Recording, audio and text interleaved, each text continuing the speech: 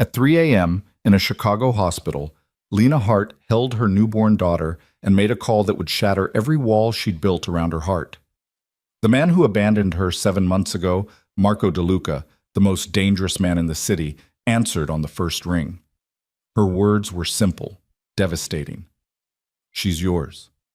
By dawn, armed men would surround her hospital room. By week's end, she'd discover that his disappearance wasn't abandonment. It was protection. And now, holding their daughter between them, Lena faced an impossible choice. Trust the man who broke her heart, or run from the only protection that could keep them alive. If you're ready for a story of power, betrayal, and a love that refuses to die, stay with me until the end. Hit that like button and comment with your city so I can see how far this story travels across the world. The fluorescent lights of Chicago Memorial Hospital buzzed with the kind of relentless hum that made exhaustion feel permanent. Lena Hart lay in the recovery room, her body trembling from 23 hours of labor, her arms wrapped around the smallest, most perfect thing she'd ever seen. Her daughter, 7 pounds, 2 ounces of dark hair, and delicate fingers, slept against her chest, oblivious to the fact that she'd been born into a world her mother couldn't navigate alone. The nurse, a kind woman named Patricia with gray streaks in her hair and eyes that had seen too many young mothers in crisis, stood by the doorway. She'd been checking on Lena every 30 minutes since the delivery, her concern growing with each visit. No family, no friends, no partner. Just a 26-year-old woman who'd labored alone, gripping the bed rails with white knuckles, refusing the epidural because she needed to feel everything, needed to prove to herself that she was strong enough for what came next. "Honey," Patricia said softly, moving closer to the bed, "is there anyone I can call for you? Anyone at all?" Lena stared at her daughter's face, memorizing the slope of her tiny nose, the way her lips pursed even in sleep. She'd spent 7 months preparing to do this alone. 7 months working double shifts at the diner, saving every penny, converting the closet in her studio apartment into something resembling a nursery. 7 months telling herself that she didn't need Marco DeLuca, that she was better off without him. But holding her daughter now, feeling the weight of absolute responsibility settling onto shoulders already bowed by exhaustion, Lena knew the truth. She was terrified. "There's someone," she whispered, her voice hoarse from screaming through contractions. "But I don't know if he'll come." Patricia's expression shifted to something more careful, more professional. She'd worked labor and delivery for 15 years. She knew the tone of a woman talking about a man who'd hurt her. "Do you want him to come?" Lena closed her eyes. Did she? Marco had disappeared from her life so completely, so thoroughly, that for the first month she'd thought she'd imagined their entire affair. 3 weeks of intensity so overwhelming it had rewired something fundamental in her chest. Then nothing, no calls, no texts. The restaurant where they'd met, where he'd watched her serve tables for 2 weeks before finally approaching her, had changed ownership. The phone number he'd given her went to a disconnected line. She'd convinced herself it was a blessing. Men like Marco DeLuca didn't build lives with women like her. He was power and danger wrapped in custom suits, a man who walked into rooms and changed the air pressure. She was a diner waitress from South Side, a girl who'd put herself through community college and still couldn't afford to fix the leak in her bathroom ceiling. But this baby, their daughter, deserved more than Lena's pride. "His name is Marco DeLuca," Lena said, opening her eyes to meet Patricia's gaze. "I don't have a current number, but if you call the main line for DeLuca Imports and say it's about Lena Hart, he'll take the call." Something flickered across Patricia's face, recognition, maybe, or concern. In Chicago, the DeLuca name carried weight. Everyone knew Marco's family controlled half the shipping that came through the port. Everyone suspected it wasn't all legitimate. But Patricia was a professional. She simply nodded. "What should I tell him?" Lena looked down at her daughter, at the small miracle who had Marco's dark hair, Marco's strong chin, even in miniature. "Tell him the baby is his. Tell him," her voice cracked. "Tell him I need him." Patricia squeezed her hand once, then left the room. Through the partially open door, Lena could hear her footsteps retreating down the hallway, then the low murmur of a phone conversation. She couldn't make out the words, but she heard the shift in Patricia's tone. from professional courtesy to something more urgent, more insistent. Lena pressed her lips to her daughter's forehead, breathing in that new baby smell that everyone talked about but no one could adequately describe. "I'm sorry," she whispered. "I'm sorry I can't give you a normal life, but I promise you'll be safe. Whatever it takes, you'll be safe." The baby stirred, making a small sound that shot straight through Lena's chest. She'd read all the books, taken the free classes at the community center, practiced swaddling on borrowed dolls.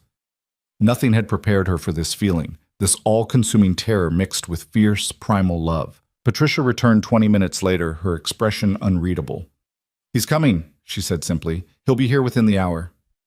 Lena's heart lurched. "He's coming? Just like that?" Just like that. Patricia moved to check the baby's vitals, her movements efficient but gentle. "He asked if you were okay, if the baby was okay. Then he said he'd be here as fast as possible." She paused, meeting Lena's eyes. "He sounded shaken." Shaken. Marco DeLuca, the man who'd faced down rival businessmen without blinking, who'd once ended a tense negotiation with nothing but a cold smile and a single word, sounded shaken by the news that he had a daughter.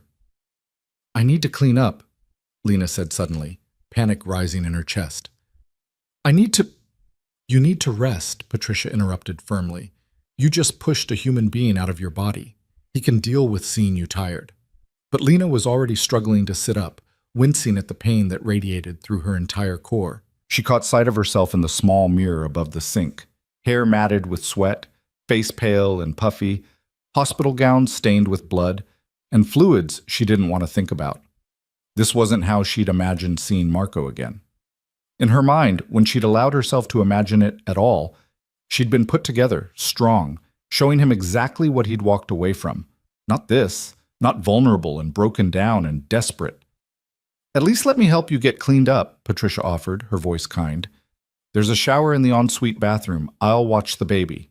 The thought of letting her daughter out of her sight, even for 10 minutes, made Lena's arms tighten instinctively. But she also knew Patricia was right. She couldn't face Marco like this. Couldn't face anything like this. "Okay," she whispered. "Okay." The shower was torture on her exhausted body, but the hot water sluicing away the physical evidence of labor helped clear her mind. She dressed in the clean clothes she'd packed in her hospital bag, yoga pants and an oversized sweater that hid how much her body had changed. Her hair was still wet when she emerged, but at least she looked human again. Patricia had changed the baby into a fresh onesie, wrapped her in a pink hospital blanket that someone had donated years ago. The baby was awake now, dark eyes unfocused but searching, as if trying to make sense of this bright, loud world she'd been thrust into. "She's beautiful," Patricia said. "Have you chosen a name?" Lena shook her head. She'd had a list, had narrowed it down to 3 possibilities, but now, looking at her daughter, none of them felt right. "I want him to help decide," she admitted. "If he stays, if he—" She couldn't finish the sentence. "If he wants us." Patricia's expression softened with understanding. "Mr. DeLuca asked me to move you to a private room on the executive floor," she said carefully. "He's covering all medical expenses. I told him you were in a standard recovery room, and he said—" She paused, seeming to choose her words carefully. "He said to give you the best of everything. That money wasn't a concern."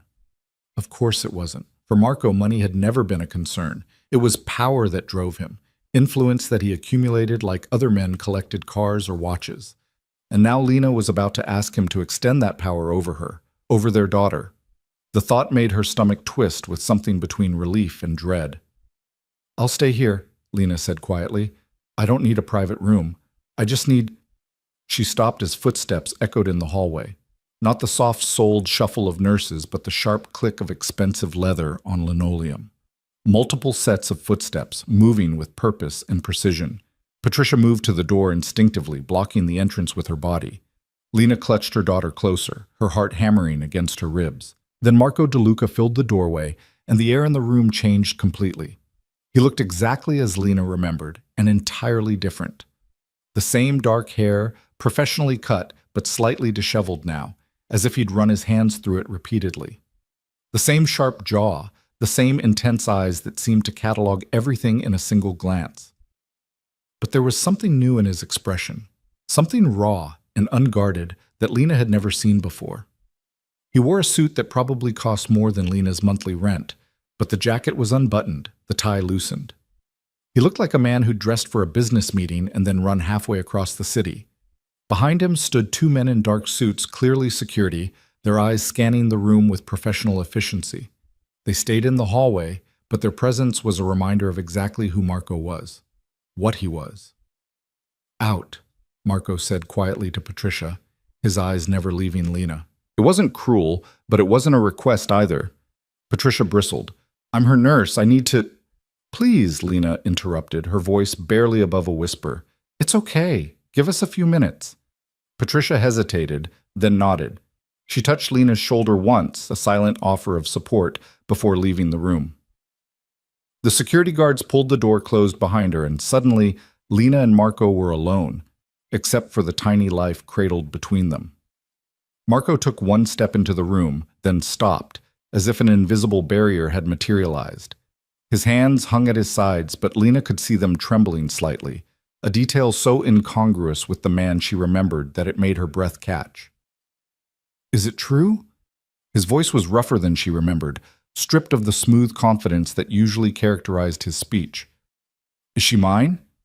Lena could have made him wait, could have made him suffer the way she'd suffered when he disappeared.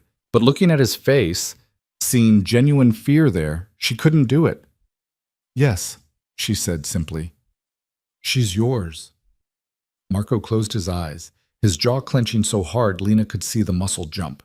When he opened them again, there was something fierce and possessive burning there, something that should have frightened her but instead sent an entirely different kind of shiver down her spine. "Why didn't you tell me?" he asked, moving closer now, drawn to the baby like gravity. "Why didn't you find a way to—" "You disappeared," Lena cut him off, and 7 months of hurt bled into those two words. "You vanished completely, Marco. I tried calling. I went to the restaurant. I even called your company's main line once, and they told me you didn't accept personal calls. What was I supposed to do? Show up at your office pregnant and hope you'd see me?" Something like pain crossed his face. "You should have done exactly that. You should have—" He stopped, running a hand through his hair in frustration. "Christ, Lena, a baby. We have a baby." "I have a baby," Lena corrected, her voice sharper than she intended. "You have a decision to make."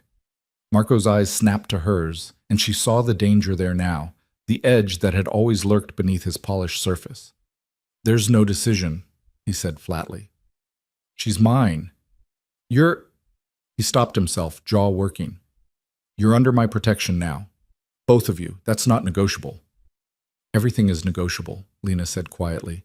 "I called you because she deserves to know her father, because I couldn't do this alone as much as I wanted to. But I'm not some possession you can claim, Marco. If you want to be part of her life, it's on my terms." For a long moment they stared at each other, the silence broken only by the baby's small, sleepy sounds.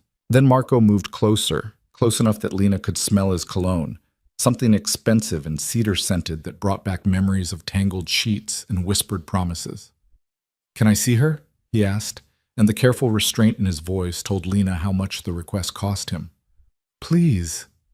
Lena adjusted the blanket, revealing their daughter's face fully. The baby's eyes were open now, unfocused but searching, and when Marco leaned in, something extraordinary happened. The baby turned toward him, as if recognizing something fundamental and undeniable. "Holy hell," Marco breathed. "She has my mother's chin. Look at—" His voice cracked, and he had to stop, pressing his fist against his mouth. Lena had prepared herself for many scenarios. Anger, denial, even cold acceptance. She hadn't prepared for this. For Marco DeLuca, the most controlled man she'd ever met, coming completely undone at the sight of his daughter.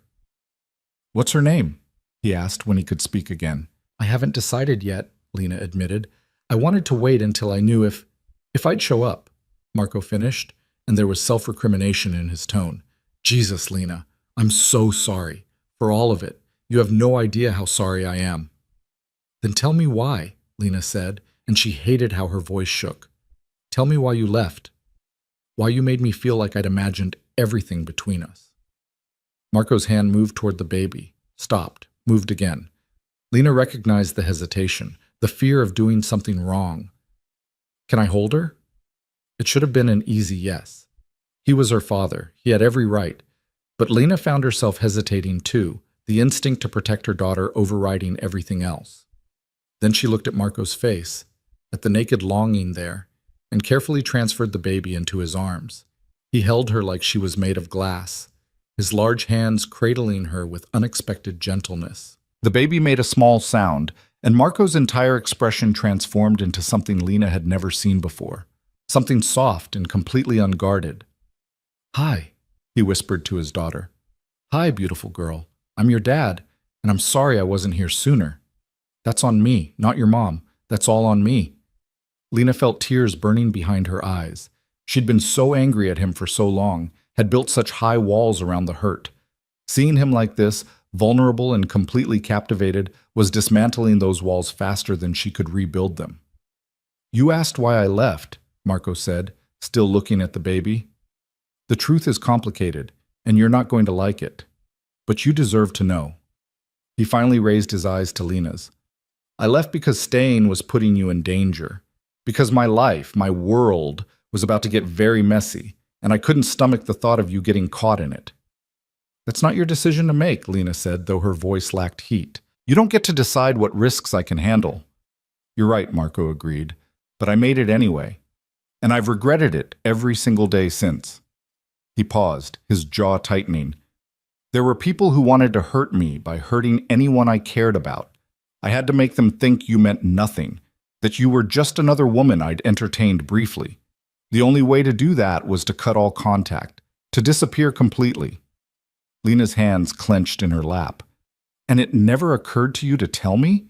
To let me make my own choice? If I'd told you, you would have argued. You would have wanted to stay, to help, to—" He shook his head. "You don't know what these people are capable of, Lena. What they would have done to prove a point." Past tense, Lena noticed. Would have done. What changed? Marco's smile was cold and utterly without humor. "I made sure they couldn't hurt anyone ever again. It took 6 months, but I eliminated the threat permanently." His eyes moved back to the baby. "I was planning to find you next week, to explain everything and ask if you'd give me another chance. And now—" He laughed, but it sounded strained. "Now I find out I have a daughter." Lena processed this information slowly, turning it over in her mind. Part of her wanted to be furious at his arrogance, his assumption that he could eliminate threats and control outcomes like pieces on a chessboard. But another part understood the ruthless logic behind his actions. Marco didn't do anything halfway. If he'd decided she needed protection, he would have moved heaven and earth to provide it, even if it meant breaking her heart in the process. "What happens now?" she asked quietly. Marco's arms tightened fractionally around the baby. "Now you and our daughter come home with me. I have a house in Lincoln Park, completely secure, private, with everything you could possibly need.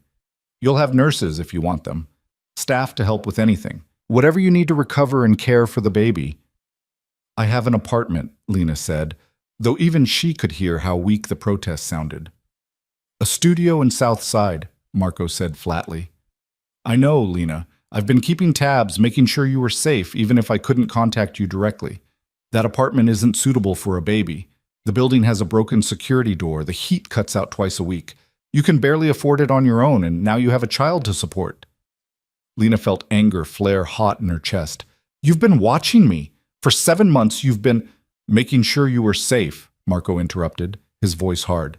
"Making sure that when I eliminated the threat, you'd still be alive to hate me for leaving. Yes, Lena. I've had people watching you, and when I found out about the baby—" He stopped, his jaw working. "If I'd known you were pregnant, nothing would have kept me away. Not threats, not strategy, nothing. You have to believe that." "I don't have to believe anything," Lena said, but her voice was shaking. "You made choices for me, Marco. You're still making them. What if I say no? What if I take our daughter and walk out of here, go back to my inadequate apartment with its broken security door, and raise her on my own?" Marco's expression turned glacial, and for a moment Lena saw the man his enemies must see. The one who controlled a shipping empire and made people disappear when they became inconvenient. "That's not going to happen," he said quietly. "I won't allow it." "You won't allow it?" Lena's voice rose despite her effort to stay calm. You don't get to Yes, I do, Marco cut her off. Because like it or not, you called me. You made me aware of my daughter's existence. And now that I know, there is no version of this where I let you walk away and struggle alone. It's not happening, Lena. Fight me if you want, but you won't win. The baby started to fuss, picking up on the tension in the room, and both of them immediately shifted their focus to her. Marco rocked her instinctively, his expression softening as he murmured something too quiet for Lena to hear.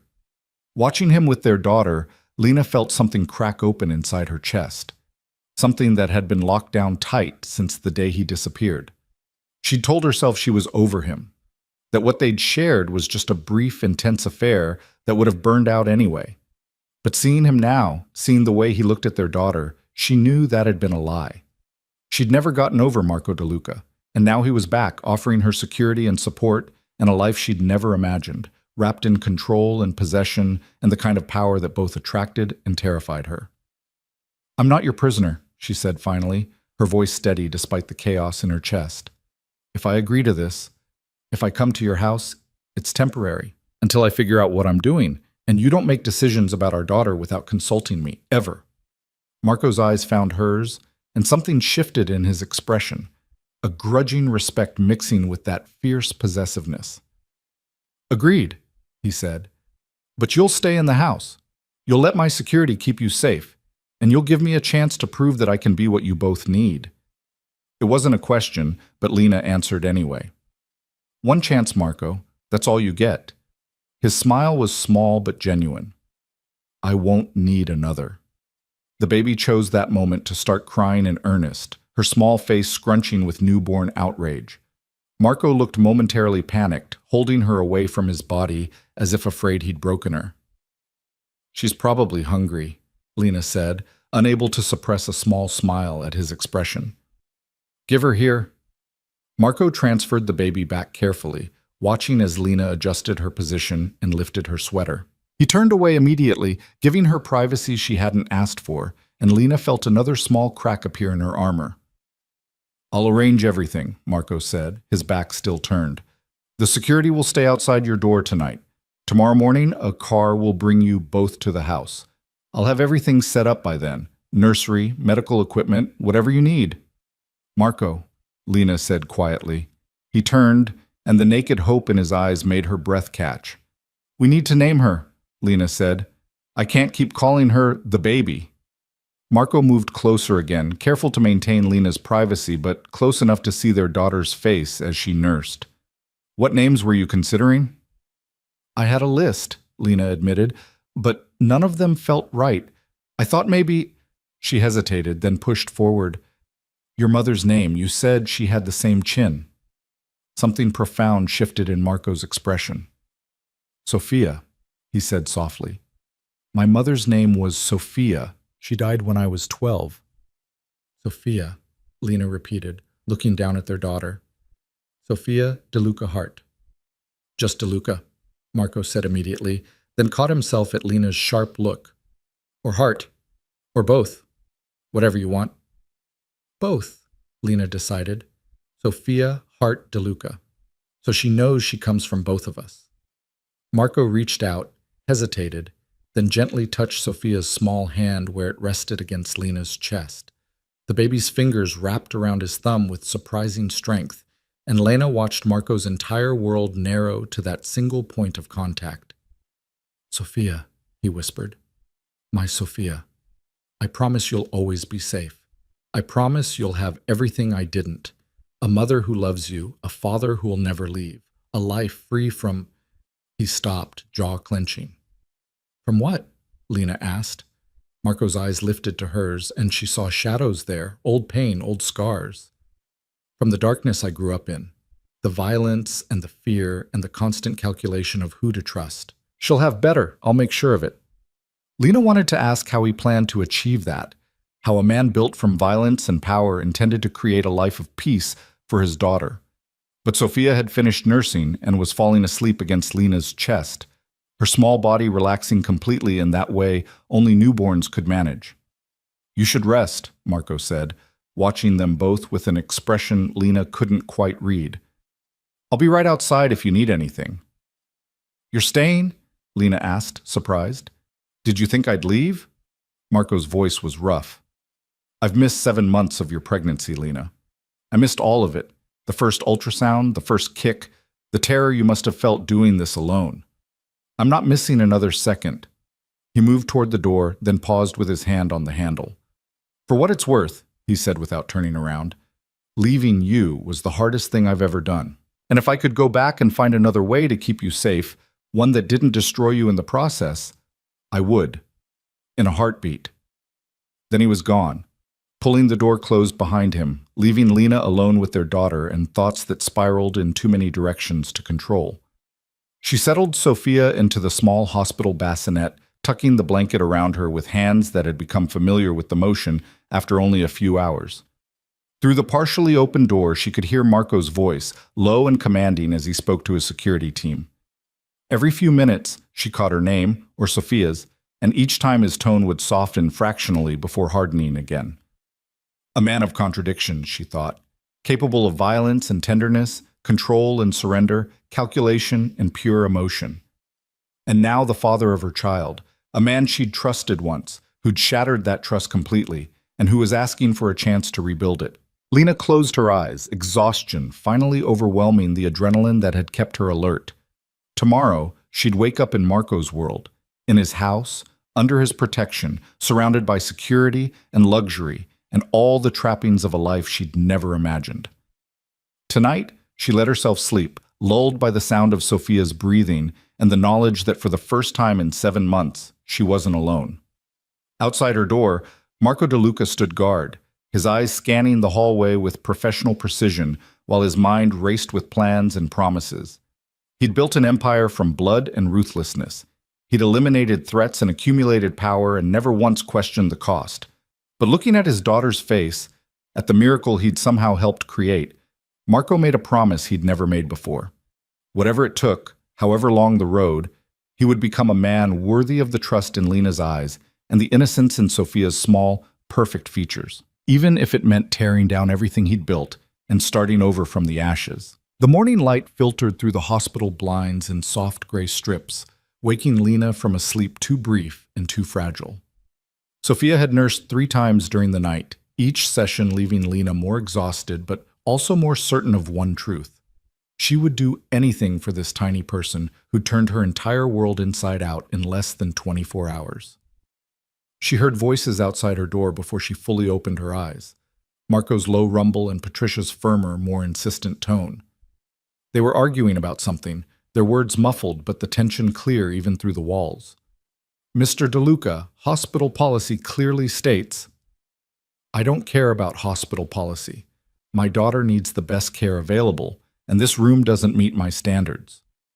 "Your daughter is receiving excellent care. Ms. Hart is recovering well, and the baby is healthy. Moving them now would be disruptive and unnecessary." Lena sat up slowly, wincing at the soreness that radiated through her entire core. Sophia was awake in her bassinet, making the small snuffling sounds that Lena had already learned meant she'd be crying soon if her needs weren't met. She lifted her daughter carefully, marveling again at how something so small could feel so monumentally important. The door opened before Lena could call out, and Marco entered carrying a leather bag she recognized as designer, probably worth more than her monthly salary. He stopped when he saw her holding Sophia, his expression softening immediately.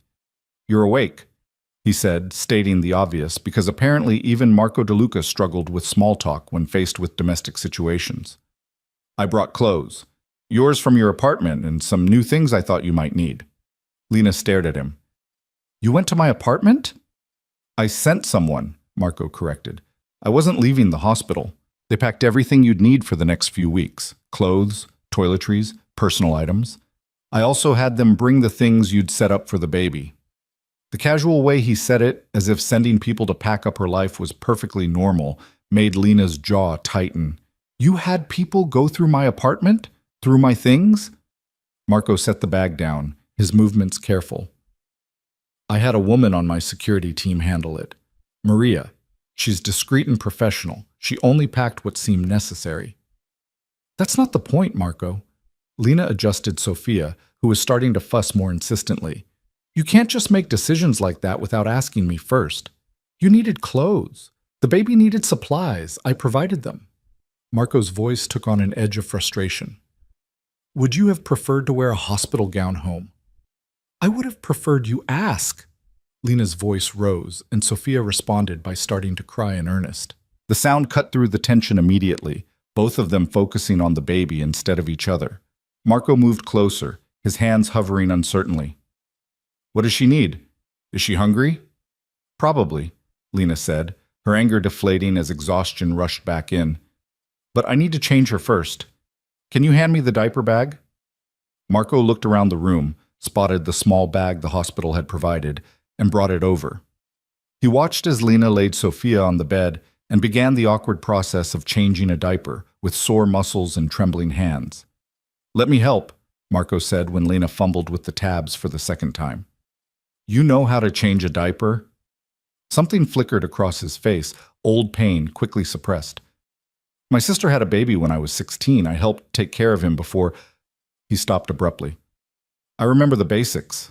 Lena hesitated, then shifted to give him access. Marco's hands were surprisingly steady as he finished fastening the diaper, his movements efficient despite the obvious newness of the task. When he lifted Sophia, supporting her head with the kind of careful attention that spoke of genuine concern, Lena felt another piece of her defensive wall crumble. What happened to your nephew? She asked quietly. Marco's jaw tightened. That's a conversation for another time. Right now we need to focus on getting you both home and settled. Home. The word hung between them, loaded with implications Lena wasn't ready to examine. Marco's house wasn't her home. Her cramped studio with its leaking ceiling and broken heater was home, or had been, until yesterday when everything changed. I want to see it first, Lena said. The house. Before I agree to stay there with Sophia. Marco's eyes met hers, and she saw the calculation there. The weighing of options, the strategic assessment of how much to push and when to concede. Agreed, he said finally. We'll go there directly from the hospital. If you're not comfortable, we'll make other arrangements. It was a concession she hadn't expected, and the surprise must have shown on her face because Marco's expression shifted to something almost wry. I'm not a complete autocrat, Lena. I want you to feel safe, both of you. If my house doesn't accomplish that, there's no point. Patricia knocked once before entering, her expression professionally neutral, but her eyes sharp as they moved between Lena and Marco. The discharge paperwork is ready whenever you are, Ms. Hart. I'll need to go over post-delivery care instructions and the baby's feeding schedule. I'll step out, Marco said immediately, transferring Sophia back to Lena with surprising gentleness. I need to make some calls anyway. He left without waiting for a response, and Lena watched the door close behind him with mixed feelings. Patricia settled into the chair beside the bed, her expression softening now that they were alone. How are you really doing, honey? She asked, her tone more personal than professional. Lena felt tears prick at her eyes unexpectedly. I don't know, she admitted. Yesterday I was terrified and alone. Today I have more help than I know what to do with, and somehow that's almost more frightening. Patricia nodded as if this made perfect sense. Mr. DeLuca seems very invested in taking care of you both. He's used to controlling situations, Lena said carefully. I'm just not sure how much of this is about me and Sophia, and how much is about him managing a problem. Can I give you some advice? Patricia asked, her voice gentle. I've been doing this job for 15 years. I've seen all kinds of fathers come through those doors. Excited ones, terrified ones, angry ones who resent the responsibility. Mr. DeLuca sat outside your door all night. He didn't sleep. He didn't leave even to get coffee. Every time your baby made a sound, he was on his feet, checking to see if you needed anything. She paused, meeting Lena's eyes. That's not a man managing a problem. That's a man who's already completely in love with his daughter. Lena absorbed this information slowly, turning it over in her mind. She'd been so focused on her own anger and fear that she hadn't fully considered what this must be like for Marco. Discovering he had a daughter, trying to process that reality while also trying to protect them both in the only way he knew how. I'm still mad at him, Lena said quietly, for leaving, for not trusting me to handle the truth. Good, Patricia said firmly. You should be. But being angry doesn't mean you can't also accept help when it's offered genuinely. She pulled out a folder of paperwork. Now let's talk about what you need to know for the next few weeks. The instructions were overwhelming, feeding schedules and warning signs and when to call the pediatrician. Lena tried to absorb it all, taking notes on her phone while Sophia dozed in her arms, but exhaustion made everything feel distant and surreal. Marco returned just as Patricia was finishing, carrying coffee and what looked like breakfast pastries from somewhere expensive.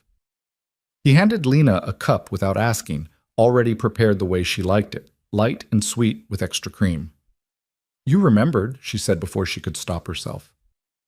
"I remember everything about you," Marco replied quietly, and the intensity in his eyes made Lena's breath catch. Patricia cleared her throat diplomatically. "I'll give you two some privacy. Ms. Hart, you're cleared for discharge whenever you're ready. Take care of yourself and don't hesitate to call if you have any concerns." She left with a last meaningful look at Lena, and then they were alone again, Lena and Marco and the tiny life that connected them irrevocably. "The car is waiting downstairs," Marco said, settling into the chair Patricia had vacated. "Whenever you're ready to leave, we can go." Lena sipped the coffee, letting the warmth and caffeine steady her nerves. "Tell me about the house. What should I expect?" Marco leaned back, his posture relaxed but his eyes watchful. "It's in Lincoln Park, on a private street. 6 bedrooms, full security system, staff quarters. I've had the master suite prepared for you and Sophia. There's an adjoining nursery that my decorator set up overnight based on the items from your apartment." "Overnight," Lena repeated. "You had a nursery decorated overnight." "I made it clear that it was a priority," Marco said without a trace of irony. "The house has round-the-clock security, but they're discreet. You won't see them unless there's a problem. I've also hired a baby nurse if you want help. Maria's daughter, actually. She's certified in newborn care and comes highly recommended." Lena processed this flood of information, trying to reconcile the man offering her professional childcare with the one who'd held Sophia last night like she might break. "What about you? Where will you be in this house?" "I have a suite on the opposite wing," Marco said carefully. "I didn't want to presume—" He stopped, jaw working. "You'll have privacy, space, whatever you need." It was the right answer, the respectful answer, but something in Lena deflated slightly at the thought of being alone in a strange house with only hired staff for company. She pushed the feeling down, refusing to examine it too closely. "Okay," she said finally, "let's go see it." Getting out of the hospital took longer than expected. Marco had brought an infant car seat that probably cost more than Lena's monthly rent, and it took both of them several attempts to figure out how to secure Sophia properly.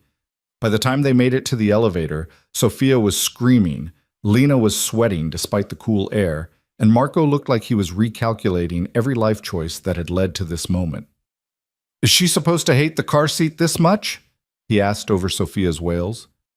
"The books say some babies just don't like being restrained," Lena said, bouncing Sophia gently while trying to soothe her. "She'll get used to it."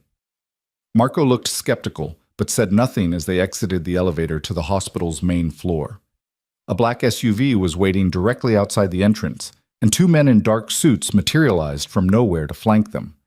Lena recognized the security detail from last night, silent, efficient, and vaguely intimidating. One of them opened the rear door while the other scanned the street with professional intensity. Marco guided Lena into the back seat with a hand on her lower back, the touch somehow both possessive and protective. He slid in beside her, and within seconds they were moving through Chicago's morning traffic. Sophia stopped crying the moment the car started moving, her small face relaxing into sleep so abruptly that Lena almost laughed. "Figures," she muttered. 5 minutes in the car and she's out." Marco was watching his daughter with an expression Lena couldn't quite read. "She's perfect," he said quietly. "Even when she's screaming, she's perfect." The sincerity in his voice disarmed Lena completely. She wanted to stay angry, to maintain the protective distance that would keep her heart safe. But looking at Marco's face as he gazed at Sophia, she saw something that made her chest ache, a vulnerability that he probably didn't even realize he was showing. "Tell me about your mother," Lena said impulsively. "You said Sophia has her chin. What else should I know about her?" Marco's expression shifted, old pain surfacing. "She died in a car accident when I was 12. Drunk driver ran a red light. His voice was carefully controlled, stripped of emotion. She was kind, patient, everything my father wasn't.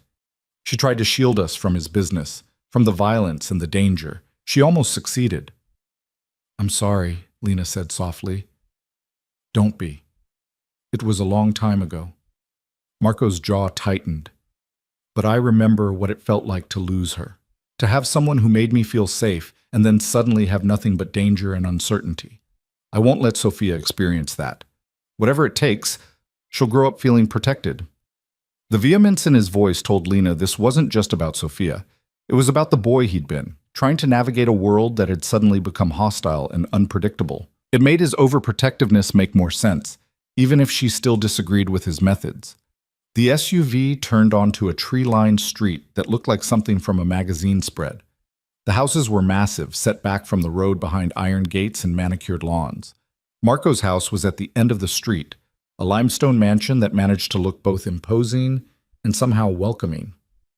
This is it, Marco said as the gates swung open automatically. Welcome home. The word again, home. And this time Lena didn't correct him. She was too busy staring at the house, at the pristine walkway and the fountain in the circular driveway and the sheer scale of wealth on display. Her entire apartment could fit in the entrance hall alone. Marco helped her out of the car with careful attention, then handled the car seat with growing confidence. A woman appeared at the front door, 50s, well-dressed, with sharp eyes and a warm smile. Ms. Hart, I'm Angela, Mr. DeLuca's house manager. Welcome. I've prepared the master suite, much suite as requested, and Maria is waiting upstairs to help with anything you need. Lena followed Angela inside, trying not to gape at the marble floors and the sweeping staircase and the artwork that was probably worth more than she'd earn in a lifetime. Marco stayed close, his hand hovering near her lower back as if ready to catch her if she stumbled. The master suite was on the second floor, and when Angela opened the double doors, Lena stopped breathing. The room was enormous, with floor-to-ceiling windows overlooking a private garden. The bed was king-sized and looked impossibly comfortable, but it was the adjoining nursery that made Lena's throat tighten with unexpected emotion. Someone had recreated her apartment nursery exactly, the same white crib she'd bought secondhand, the same mobile with stars and moons, the same rocking chair she'd found at a garage sale and refinished herself. But everything had been elevated somehow. The crib was positioned near a window with gauzy curtains.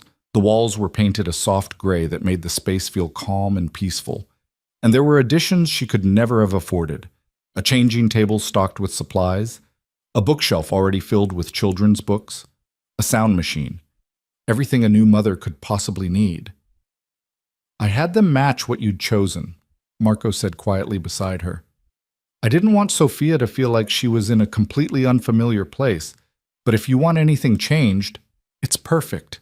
Lena interrupted, her voice thick. Marco, it's perfect. He looked relieved, the tension in his shoulders easing fractionally.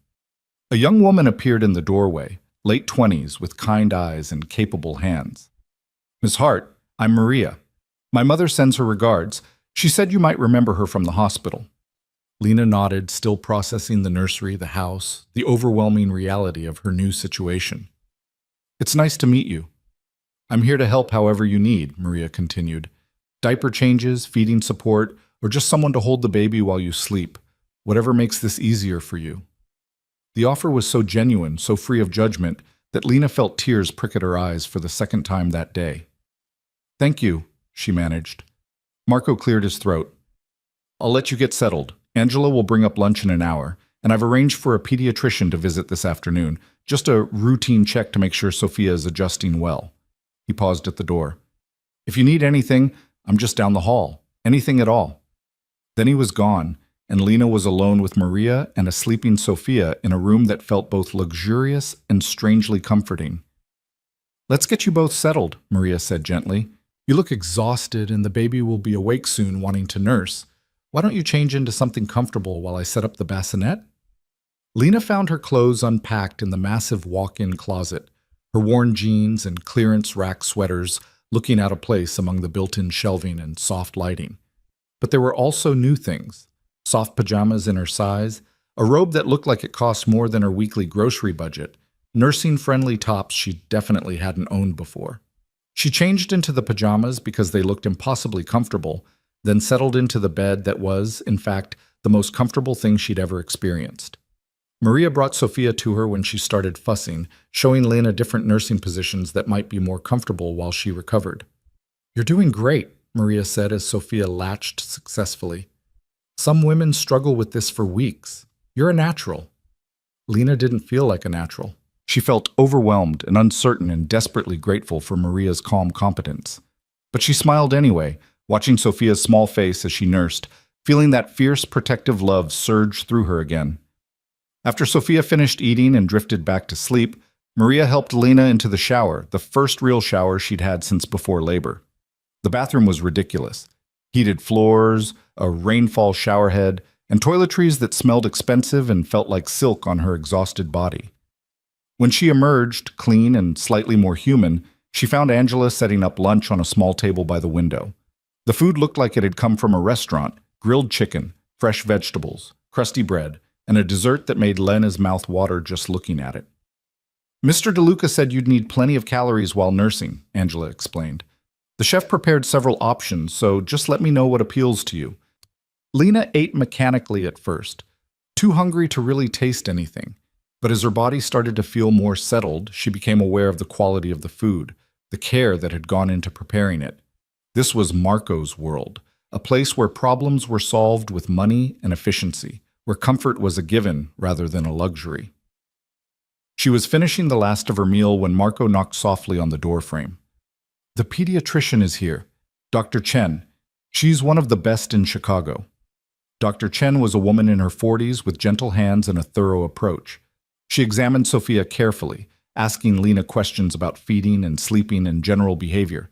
When she finished, she smiled warmly. "She's absolutely perfect. Good weight, strong reflexes, no concerns at all. You're doing an excellent job, Ms. Hart." The validation shouldn't have meant so much, but after the uncertainty of the past 24 hours, Lena felt tears threaten again. Marco noticed immediately, his expression shifting to concern. "What's wrong? Is something wrong with Sophia?" "No," Dr. Chen said quickly. "Everything is fine.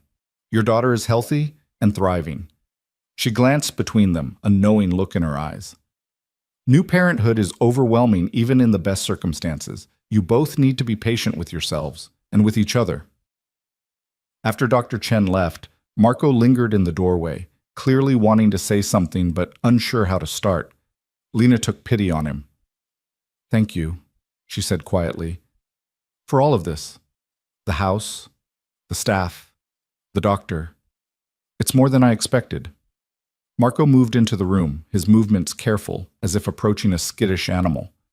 "You shouldn't have to do this alone, Lena. Neither of you should." He paused. "I know I can't undo the past 7 months. I can't give you back the pregnancy I should have been there for, but I can make sure the future is different." "Can you?" Lena asked, and she wasn't trying to be cruel. She genuinely wanted to know. "Your life is dangerous, Marco. You said so yourself. How do you plan to keep Sophia safe while still being who you are?" Marco's jaw tightened and she saw something shift in his eyes, determination mixed with something that looked almost like resignation.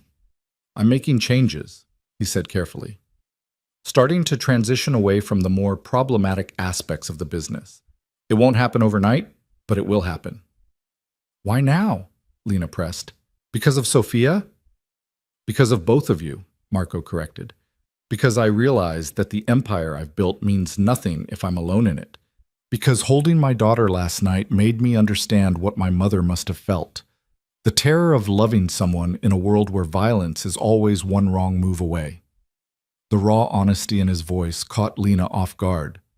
This wasn't the smooth, controlled Marco she remembered from their affair. This was someone struggling with massive questions, trying to reconcile who he'd been with, who he wanted to become. "That kind of change takes time," Lena said quietly. "Years, probably." "Then it takes years," Marco said simply. "I'm not asking you to trust me immediately, Lena. I'm asking you to let me prove that I can be what you both need. Give me that chance and I promise I won't waste it." Before Lena could respond, Sophia woke with a cry that quickly escalated to full-blown screaming. Both of them moved toward the bassinet simultaneously, nearly colliding in their haste. "Let me," Marco said, lifting Sophia with growing confidence. He bounced her gently, murmuring soft reassurances that did nothing to stop the crying. "What does she need? Is she hungry again?" "Probably needs to be changed," Lena said, unable to suppress a small smile at his panicked expression. "Welcome to parenthood, Marco. It's not all sweet sleeping moments." They worked together to change Sophia, Marco's hand steadier now, but still careful, as if his daughter might shatter if he wasn't gentle enough. When Sophia was clean and dry, she calmed slightly, though she still fussed in that newborn way that suggested general displeasure with the world. "She's so small," Marco said wonderingly, cradling her against his chest.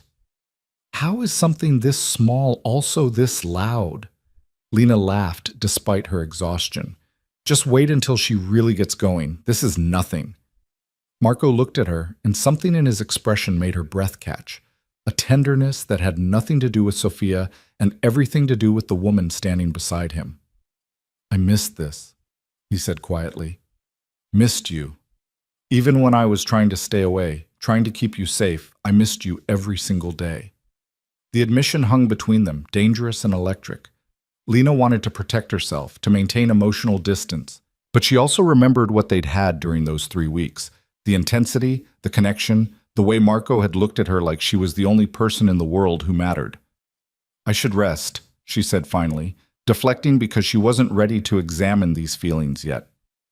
"Maria said to sleep when the baby sleeps." Marco nodded, understanding the deflection for what it was. He transferred Sophia back to her bassinet with visible reluctance, then moved toward the door.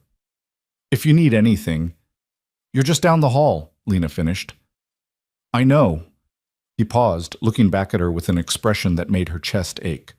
"For what it's worth, Lena, this feels right. You here, Sophia here, all of us under one roof. It feels like something I've been missing without knowing it." Then he was gone, leaving Lena alone with her thoughts and a sleeping baby, and the growing certainty that whatever happened next, her life would never be simple again. Because Marco DeLuca wasn't asking for convenience or temporary arrangement. He was asking for a chance to build a family. And despite everything, despite her anger and fear and uncertainty, part of Lena desperately wanted to give it to him. The first week passed in a blur of sleepless nights and constant feedings. Sophia's tiny demands organizing time in ways Lena had never experienced. The master suite became her entire world, a cocoon of soft lighting and Maria's gentle guidance and Marco's careful visits that grew longer each day.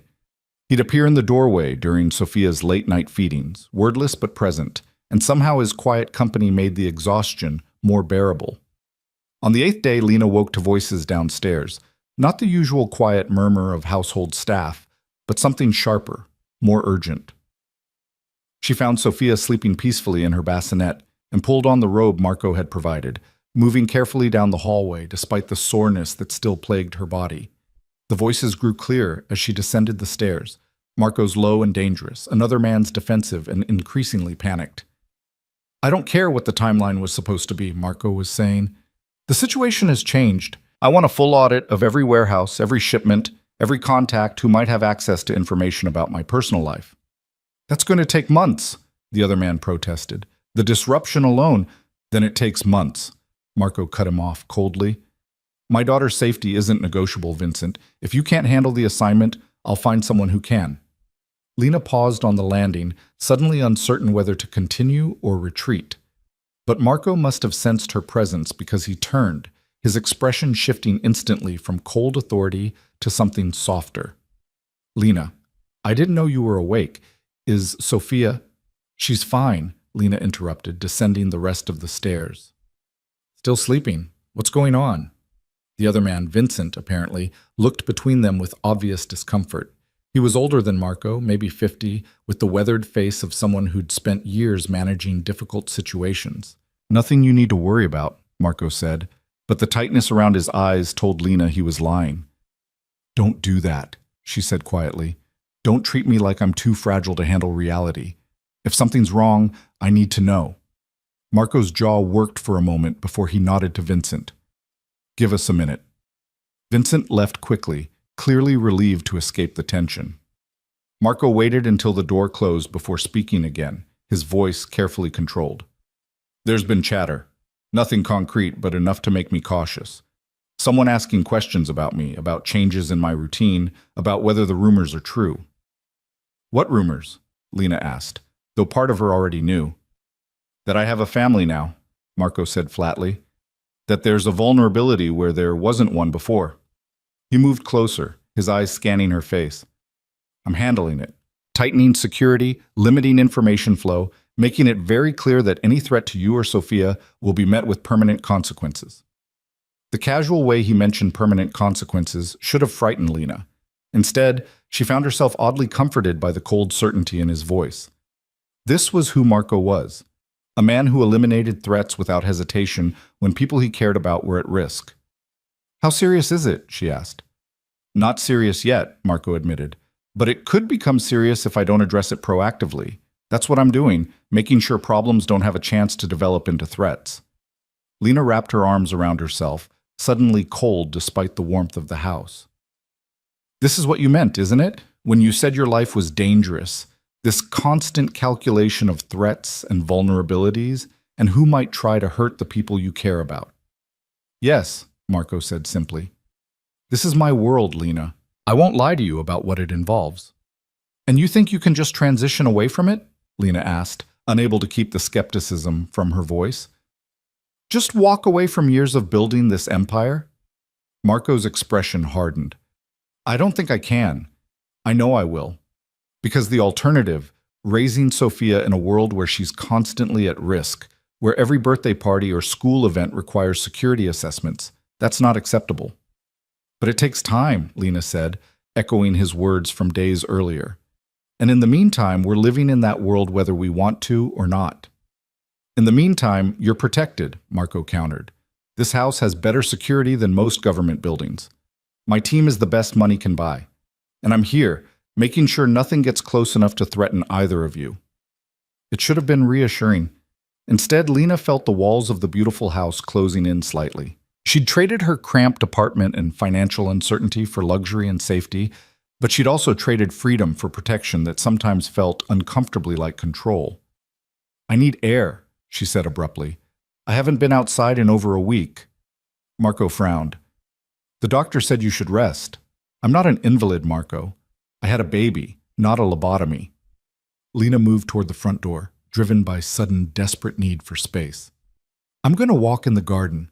You can station security every 10 feet if it makes you feel better, but I'm not staying locked in that room for another day. She expected him to argue, to list all the reasons why it wasn't safe or wasn't smart. Instead, Marco simply nodded. Let me get a jacket for you. It's cold out. The garden was beautiful even in late winter, bare trees and dormant flower beds that would probably be spectacular in spring. Marco walked beside her, maintaining a careful distance, but clearly ready to catch her if she stumbled. His security team was invisible but present, shadows that moved at the edges of her peripheral vision. Tell me about your sister, Lena said after several minutes of silence. The one with the baby you helped care for. Marco's entire body tensed. That's not a good story, Lena. I still want to hear it. He was quiet for so long that Lena thought he wouldn't answer. Then he spoke, his voice stripped of emotion in a way that made the pain underneath even more obvious. Her name was Gabriella. She was 20 when she got pregnant by a man my father hated, some kid from a rival family trying to make peace through romance instead of business. My father didn't see it as peace.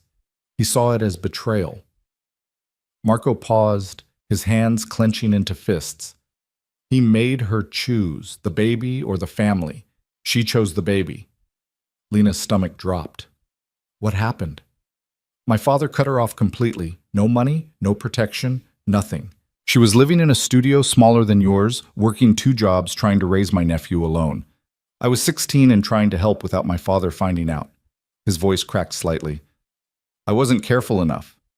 He found out I was sending her money, and he... Marco stopped walking, turning to face the empty garden. He had someone run her off the road, made it look like an accident. She survived, but the baby didn't. Lena felt tears burning behind her eyes. Marco, I'm so sorry. She left Chicago after that, Marco continued as if Lena hadn't spoken. Changed her name, cut all contact with the family. I haven't seen her in 15 years. Don't even know if she's still alive." He finally looked at Lena, and the raw pain in his eyes made her chest ache. "That's my legacy, Lena. That's the world I grew up in, where love is weakness and family is just another tool for control." "But you're not your father," Lena said quietly. "No," Marco agreed. "I'm not, but I learned from him. I built my empire using his methods, his contacts, his complete disregard for anything that didn't serve his interests. And now I have a daughter, and all I can think about is Gabriella. How she chose love and lost everything. How my father saw her happiness as a threat that needed to be eliminated." Lena moved closer, driven by instinct more than conscious thought. She reached for Marco's hand, and he gripped it like a lifeline. "Sophia won't grow up in that world," Lena said firmly. "We won't let her. Whatever it takes, whatever changes you need to make, we'll figure it out together." Marco's eyes searched her face. "Together? Does that mean you're staying? Not just temporarily, but—" "I don't know what it means," Lena interrupted honestly. "I'm still angry at you for leaving. I'm still terrified of what your world involves. But I also see you with Sophia, and I see someone trying desperately to be different than what he was raised to be. That has to count for something."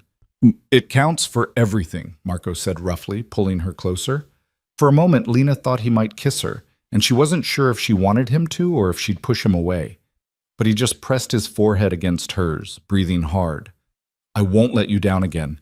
Either of you, I swear it." The sound of Sophia crying drifted through an open window, and they both turned toward the house automatically. Maria appeared on the back terrace, holding the baby, her expression apologetic. "She's hungry," Maria called. "I tried the pacifier, but she wants Mom." Lena started back toward the house, Marco keeping pace beside her.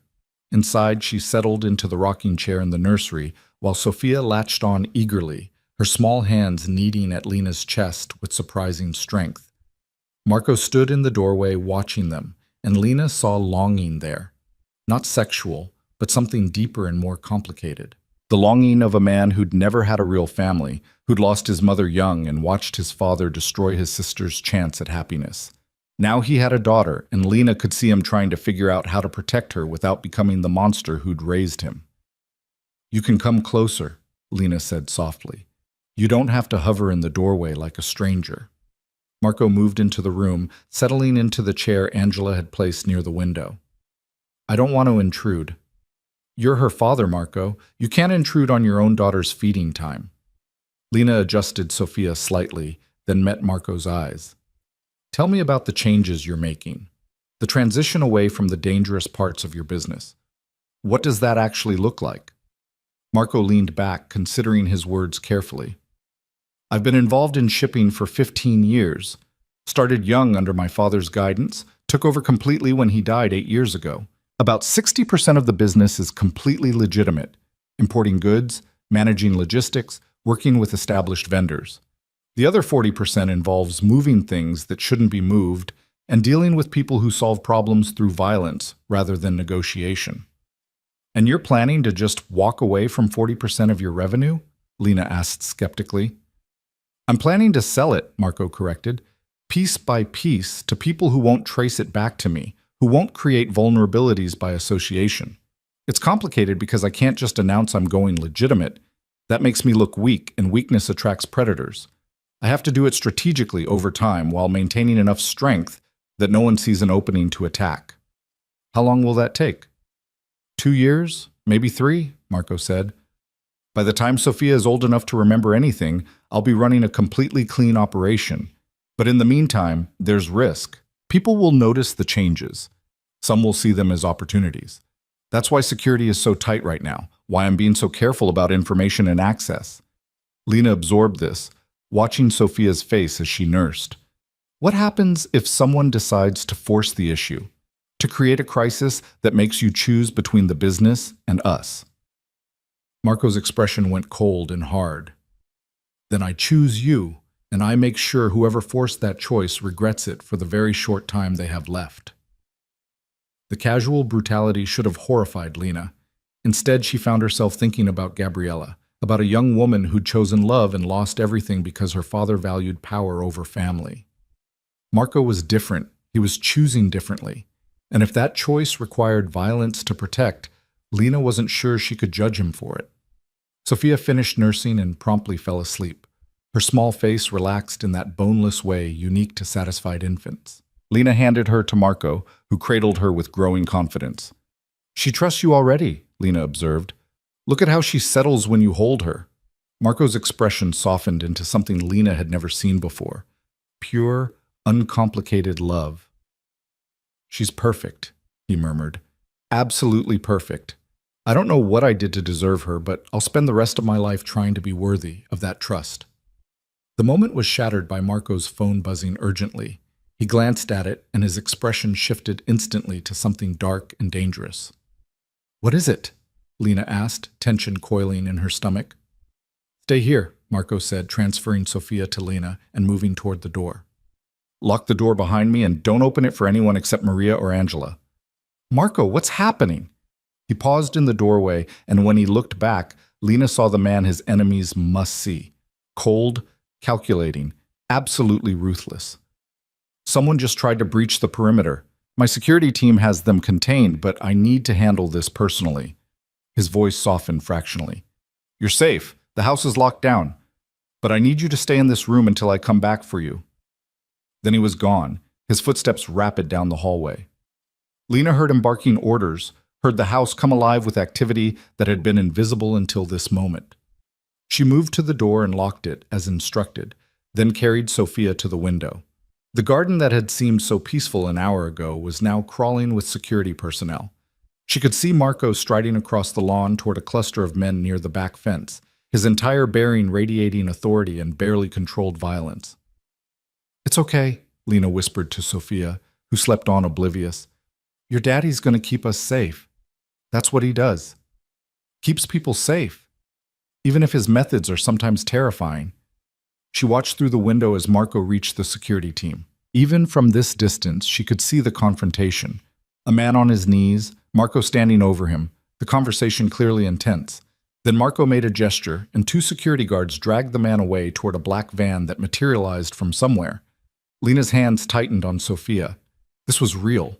Not theoretical danger or abstract threats, but an actual person who'd tried to breach the property, who'd gotten close enough to trigger the security response. And Marco had handled it with the kind of cold efficiency that spoke of long practice. 20 minutes later, a soft knock sounded at the door. "Lena, it's me. You can open up." She recognized Marco's voice, but still felt her heart hammering as she unlocked the door. He stood in the hallway looking disheveled, his jacket gone and his shirt sleeves rolled up. There was a cut on his knuckles that hadn't been there before. "What happened?" Lena demanded. "Who was that?" Marco entered the room and closed the door behind him. "A reporter. Someone who'd heard rumors about me having a child and thought climbing the fence for photos would be worth the trespassing charge." His voice was flat, emotionless. "He was wrong." "A reporter?" Lena repeated. "You had him dragged away by armed guards because he was a reporter?" "I had him removed because he breached my property trying to photograph my family without permission," Marco corrected, an edge creeping into his voice. "His press credentials don't give him the right to invade our privacy or put Sophia at risk." "But he's just a reporter, Marco, not some criminal trying to hurt us." Marco's expression hardened. "Today, he was a reporter.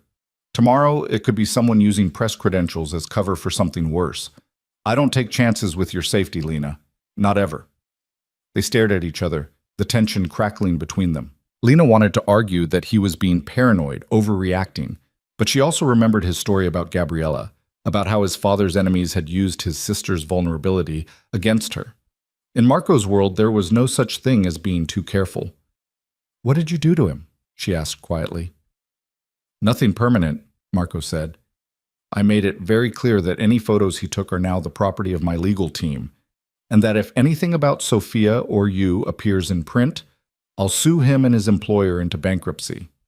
Then I had him escorted off the property and banned from coming within 500 feet of this address. "Just like that?" "Just like that," Marco confirmed. "Welcome to the benefits of wealth and power, Lena. I can make problems disappear before they become serious threats." Lena moved to the window, looking out at the garden that had returned to peaceful stillness. The security team had vanished again, but she knew they were still there, watching from positions she couldn't see. "This is what our life looks like now," she said, not quite a question. Marco moved to stand beside her, close enough that she could feel his warmth. "For now, yes, but it won't always be this intense. Once the transition is complete, once people understand that I'm no longer an active player in the more dangerous aspects of my business, the attention will fade. Sophia will be able to live normally, school, friends, activities, all the things I never had." "You really believe that's possible?" Lena asked, turning to face him.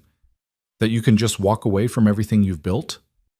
"I have to believe it," Marco said simply, "because the alternative is raising my daughter in the same world that killed my nephew and destroyed my sister's life. I won't do that, Lena. I'd rather burn my entire empire to the ground than put Sophia through what Gabriella endured." The fierce conviction in his voice made Lena's chest ache. She reached up without thinking, touching the cut on his knuckles. "You hit him." "He tried to run," Marco said, no apology in his tone. "I stopped him." "With your fist." "It was efficient."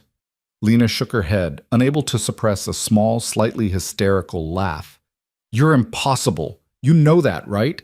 Completely, utterly impossible." Marco's expression softened slightly. "But you're still here. Still letting me be part of Sophia's life. That has to mean something." "It means I'm probably as crazy as you are," Lena said, but there was no heat in it. She looked down at Sophia, sleeping peacefully despite the drama that had unfolded around her. "She's going to grow up thinking all of this is normal. The security, the wealth, the casual way you handle threats. How do we teach her about the real world when this is all she knows?" "We teach her by being honest," Marco said. "By showing her that money and power don't make people valuable, kindness and integrity do. By making sure she understands that privilege comes with responsibility." He paused. "And we teach her that her father made mistakes, but he spent the rest of his life trying to build something better for his family." Sophia stirred in Lena's arms, making small sounds that suggested she'd be waking soon. Marco reached out instinctively, running a gentle finger across his daughter's cheek. "I should feed her again soon," Lena said. "She's on a pretty strict 2-hour schedule." "I'll have Angela bring up food for you," Marco said, already moving toward the door. "You need to keep your strength up." "Marco!" Lena called, stopping him. "Thank you. For handling the reporter, for keeping us safe, for..." She paused, searching for words. "For trying so hard to be different than what you were raised to be." Something profound shifted in Marco's expression. "You don't need to thank me for that, Lena. Protecting you and Sophia isn't a burden. It's the only thing that makes sense anymore." He hesitated in the doorway. "Get some rest. I'll be right downstairs if you need anything." After he left, Lena settled back into the rocking chair with Sophia, her mind churning through everything that had happened. 2 weeks ago, she'd been alone in a hospital room, terrified and uncertain. Now she was living in a mansion with round-the-clock security, watching the father of her child navigate the dangerous process of transforming his entire life. It should have felt overwhelming, and it did, sometimes, late at night when Sophia was sleeping and Lena lay awake wondering if she'd made the right choice bringing Marco into their lives. But it also felt right in ways she couldn't quite articulate. Watching Marco with Sophia, seeing the fierce love in his eyes, and the gentle way he handled her, Lena understood that whatever else he might be, Marco DeLuca was a man who loved his daughter with absolute conviction. The question was whether that love would be enough to overcome the darkness of his past, and whether Lena was brave enough to stay and find out. 3 weeks after the reporter incident, Lena woke to the sound of breaking glass somewhere in the house. For a moment, disoriented by exhaustion and the pre-dawn darkness, she thought she'd imagined it. Then she heard shouting, Marco's voice raised in a way she'd never heard before, urgent and commanding. She was out of bed instantly, ignoring the protest of muscles still recovering from childbirth. Sophia was awake in her bassinet, fussing but not yet crying. Lena scooped her up, heart hammering against her ribs, and moved toward the door just as it burst open. Marco stood in the doorway, and Lena's breath caught at his expression, raw fear barely contained beneath cold fury. He was holding a gun, she realized with shock. She'd known intellectually that Marco was dangerous, that his world involved violence, but seeing the weapon in his hand made it viscerally real. "Get Sophia and come with me," he said, his voice clipped and controlled. "Now, Lena, don't ask questions." "What's happening?" Lena demanded, even as she grabbed the diaper bag with one hand, clutching Sophia against her chest with the other. "The house is under attack," Marco said flatly. "Multiple hostiles breaching the perimeter. My team is engaging, but I'm not taking chances. There's a safe room in the basement. You'll be secure there until this is over." Attack. The word didn't seem real, didn't fit with the beautiful mansion and the peaceful routine they'd established, but the sound of gunfire echoing from somewhere downstairs made it impossible to deny. Marco led them down a back staircase Lena hadn't known existed, his body positioned between her and any potential threat. Two of his security team materialized from the shadows, falling into formation around them. Sophia was crying now, picking up on Lena's terror, her small wails seeming impossibly loud in the tense silence.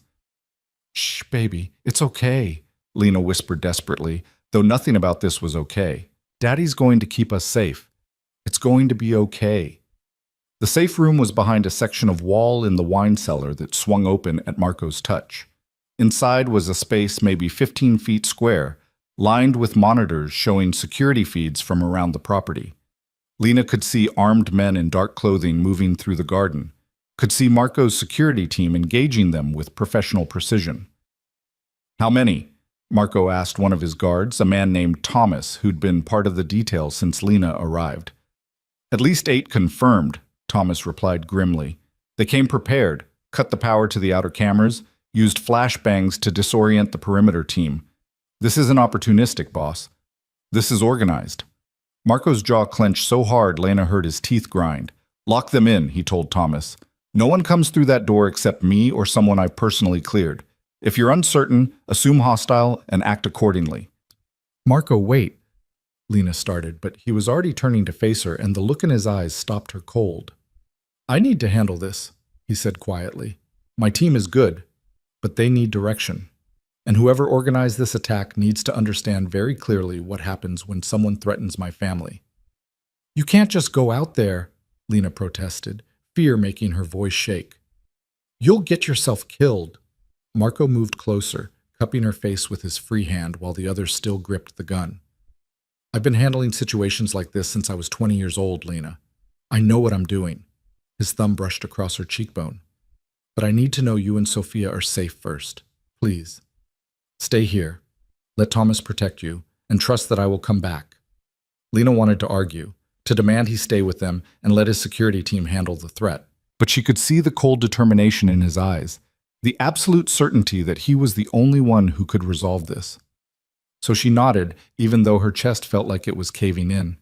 Marco pressed a quick, fierce kiss to her forehead, then touched Sophia's head with unexpected gentleness. "I love you both," he said roughly. "Remember that." Then he was gone, the heavy door swinging shut behind him with a finality that made Lena's stomach drop. She heard the locks engage, multiple mechanisms clicking into place, and suddenly she and Sophia were sealed in this underground room with only Thomas and the security monitors for company. "Ms. Hart, you should sit," Thomas said, gesturing to a comfortable chair positioned facing the monitors. "This could take a while." Lena sat because her legs were shaking too badly to stand, adjusting Sophia against her shoulder and trying to soothe her panicked crying. On the monitors, she could see Marco moving through the house with deadly purpose, his security team falling into formation around him. The attackers were everywhere, shadowy figures moving through rooms Lena had walked through just hours ago, turning her temporary sanctuary into a war zone. "Who are they?" she whispered. "Why are they doing this?" Thomas hesitated, clearly weighing how much to reveal. "Mr. DeLuca has been making changes to his business operations. Not everyone is happy about those changes. This is someone making a statement, trying to prove that he's vulnerable now, that having a family makes him weak." "That's insane," Lena said. "Attacking someone's home, putting a baby at risk, how does that prove anything except that they're monsters?" "In Mr. DeLuca's world, showing mercy is weakness," Thomas said quietly. "Loving someone openly is an invitation for enemies to exploit that love. These people see Sophia as leverage, a way to control a man who's always been impossible to control. Lena pulled Sophia closer, fierce protectiveness surging through her. They're not getting near her. I don't care what it takes. That's why we're here, ma'am, Thomas said. Mr. DeLuca built this room specifically for situations like this. The walls are reinforced steel. The door would take explosives to breach. You're as safe here as anywhere in the world. On the monitors, Lena watched Marco round a corner and come face to face with two attackers. The confrontation lasted maybe 10 seconds, a brief, brutal exchange that ended with both men on the ground and Marco continuing forward without breaking stride. The casual efficiency of the violence made Lena's stomach turn. He's done this before, she said, not quite a question. Many times, Thomas confirmed. Mr. DeLuca didn't build his reputation by avoiding conflict, ma'am. He built it by ending conflicts so decisively that people thought twice before starting new ones. Sophia's crying had subsided to hiccuping whimpers, exhaustion and fear wearing her down.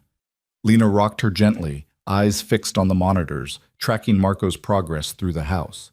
She watched him coordinate with his security team using hand signals and brief commands, watched him clear rooms with the kind of tactical precision that spoke of extensive training.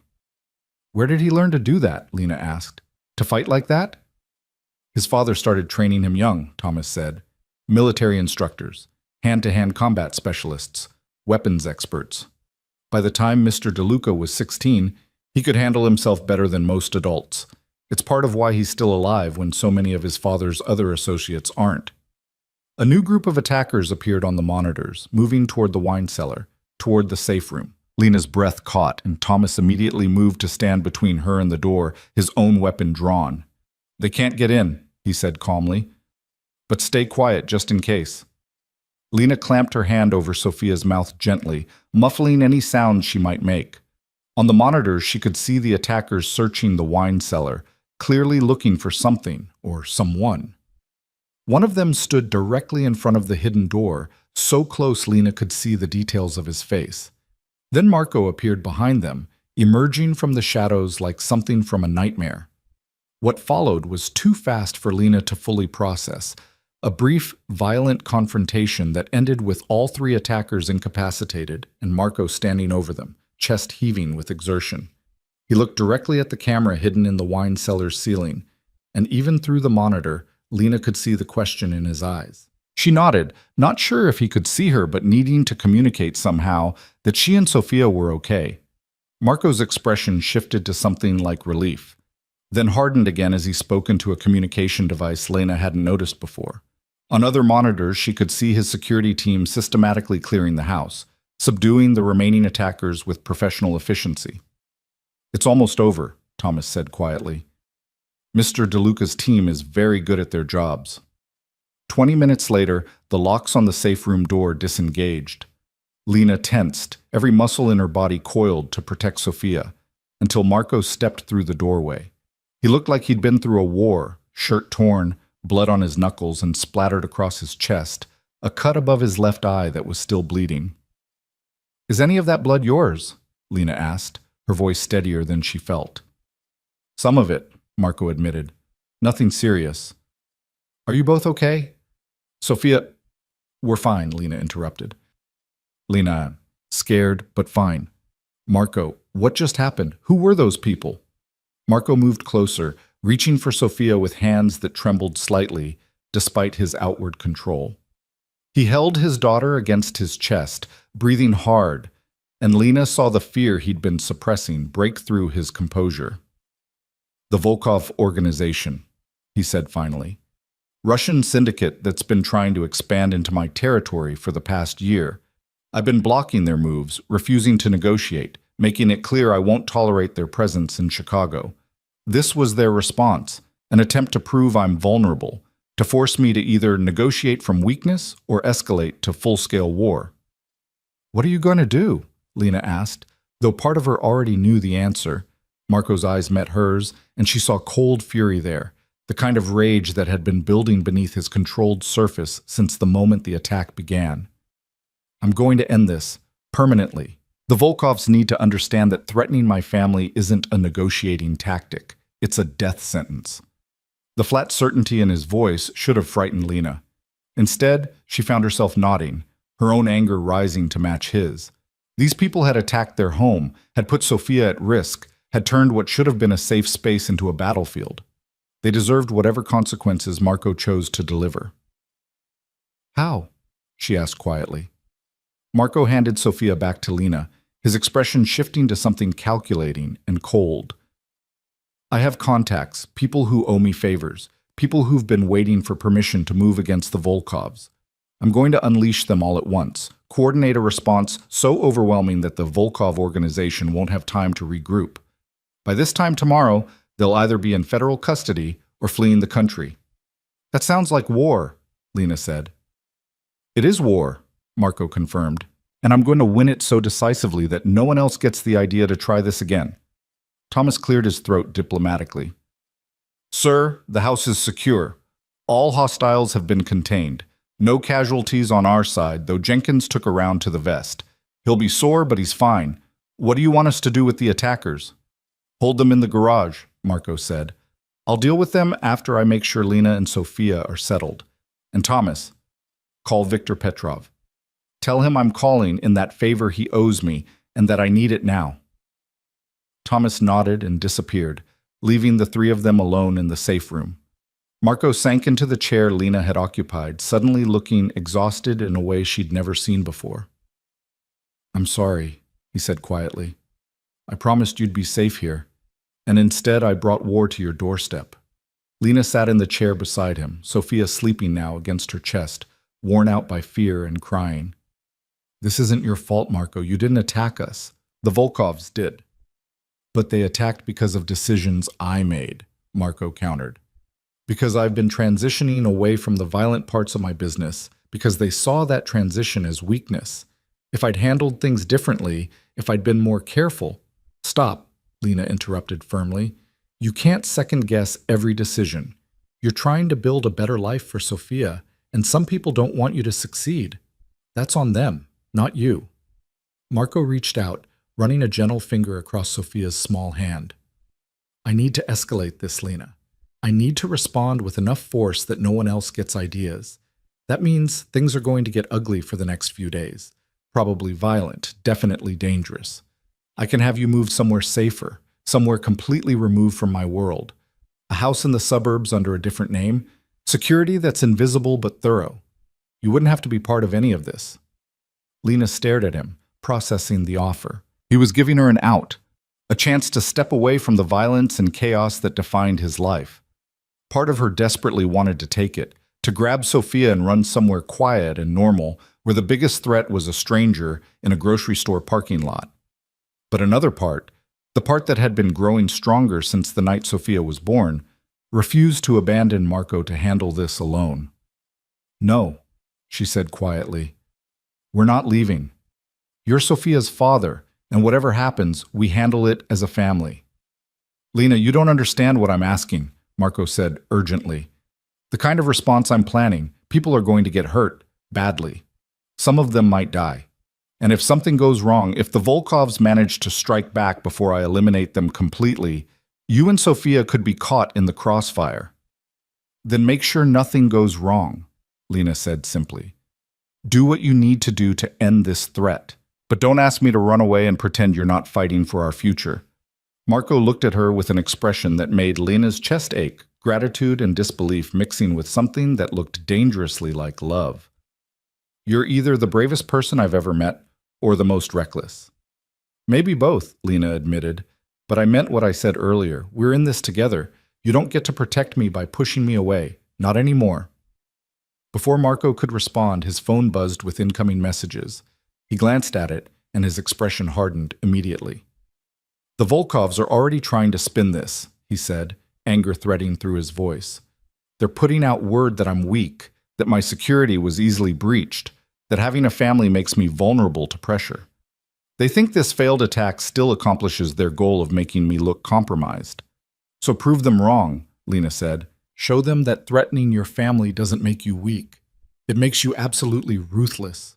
Marco's eyes snapped to hers, and she saw something shift in his expression, recognition that she understood his world better than he'd thought, that she wasn't going to beg him to choose peace over necessary violence. I need to make calls, he said, standing. Coordinate the response, activate contacts I haven't used in years. It's going to take most of the night. He hesitated. Will you be okay if I'm working? Thomas can stay with you, and I'll have Maria come back to help with Sophia. We'll be fine, Lena assured him. Go do what needs to be done, just... She paused, meeting his eyes. Come back safe. Sophia needs her father. The unspoken addition hung between them. Lena needed him too, though she wasn't quite ready to say it aloud. But Marco heard it anyway. She could see it at the way his expression softened, in the careful way he leaned down to press a kiss to Sophia's forehead, and then, more hesitantly, to Lena's cheek. I'll come back, he promised. Always. Then he was gone, striding out of the safe room with renewed purpose, already pulling out his phone and firing off commands to people Lena couldn't see. Thomas returned with Maria, who looked shaken but composed, ready to help however needed. Let's get you both upstairs, Maria said gently. The master suite has been checked and cleared. You'll be comfortable there while Mr. DeLuca handles the situation.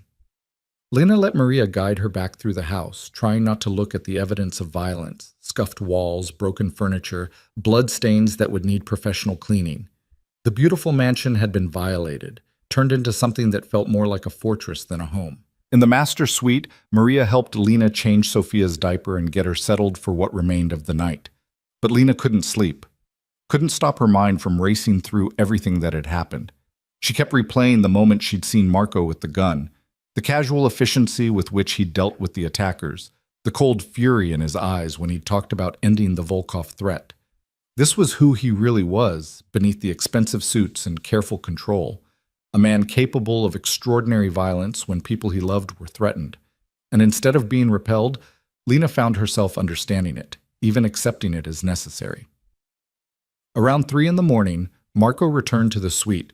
He moved quietly, clearly trying not to wake Sophia, but Lena was already awake.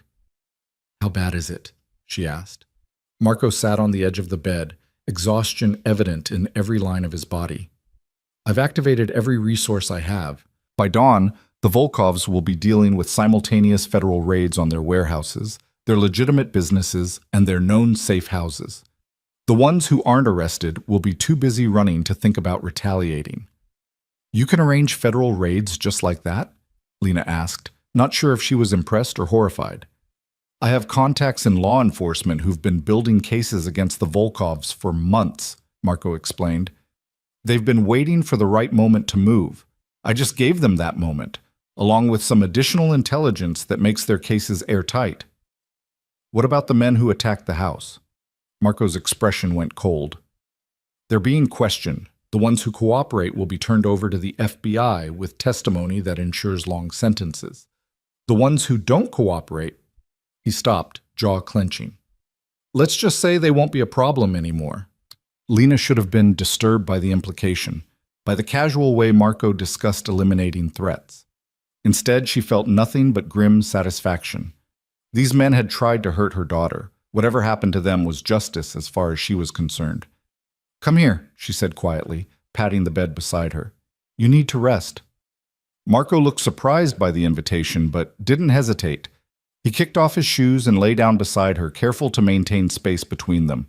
But Lena shifted closer, drawn by instinct and the need for human connection after hours of fear.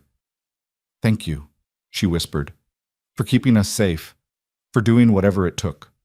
Marco turned to face her, and in the dim light from Sophia's nightlight, Lena could see the exhaustion and pain in his eyes. I would do anything for you both, he said quietly. Burn down the whole city if that's what it took. Does that frighten you? Lena considered the question honestly. It should, she admitted, but it doesn't. Maybe that makes me as crazy as you are.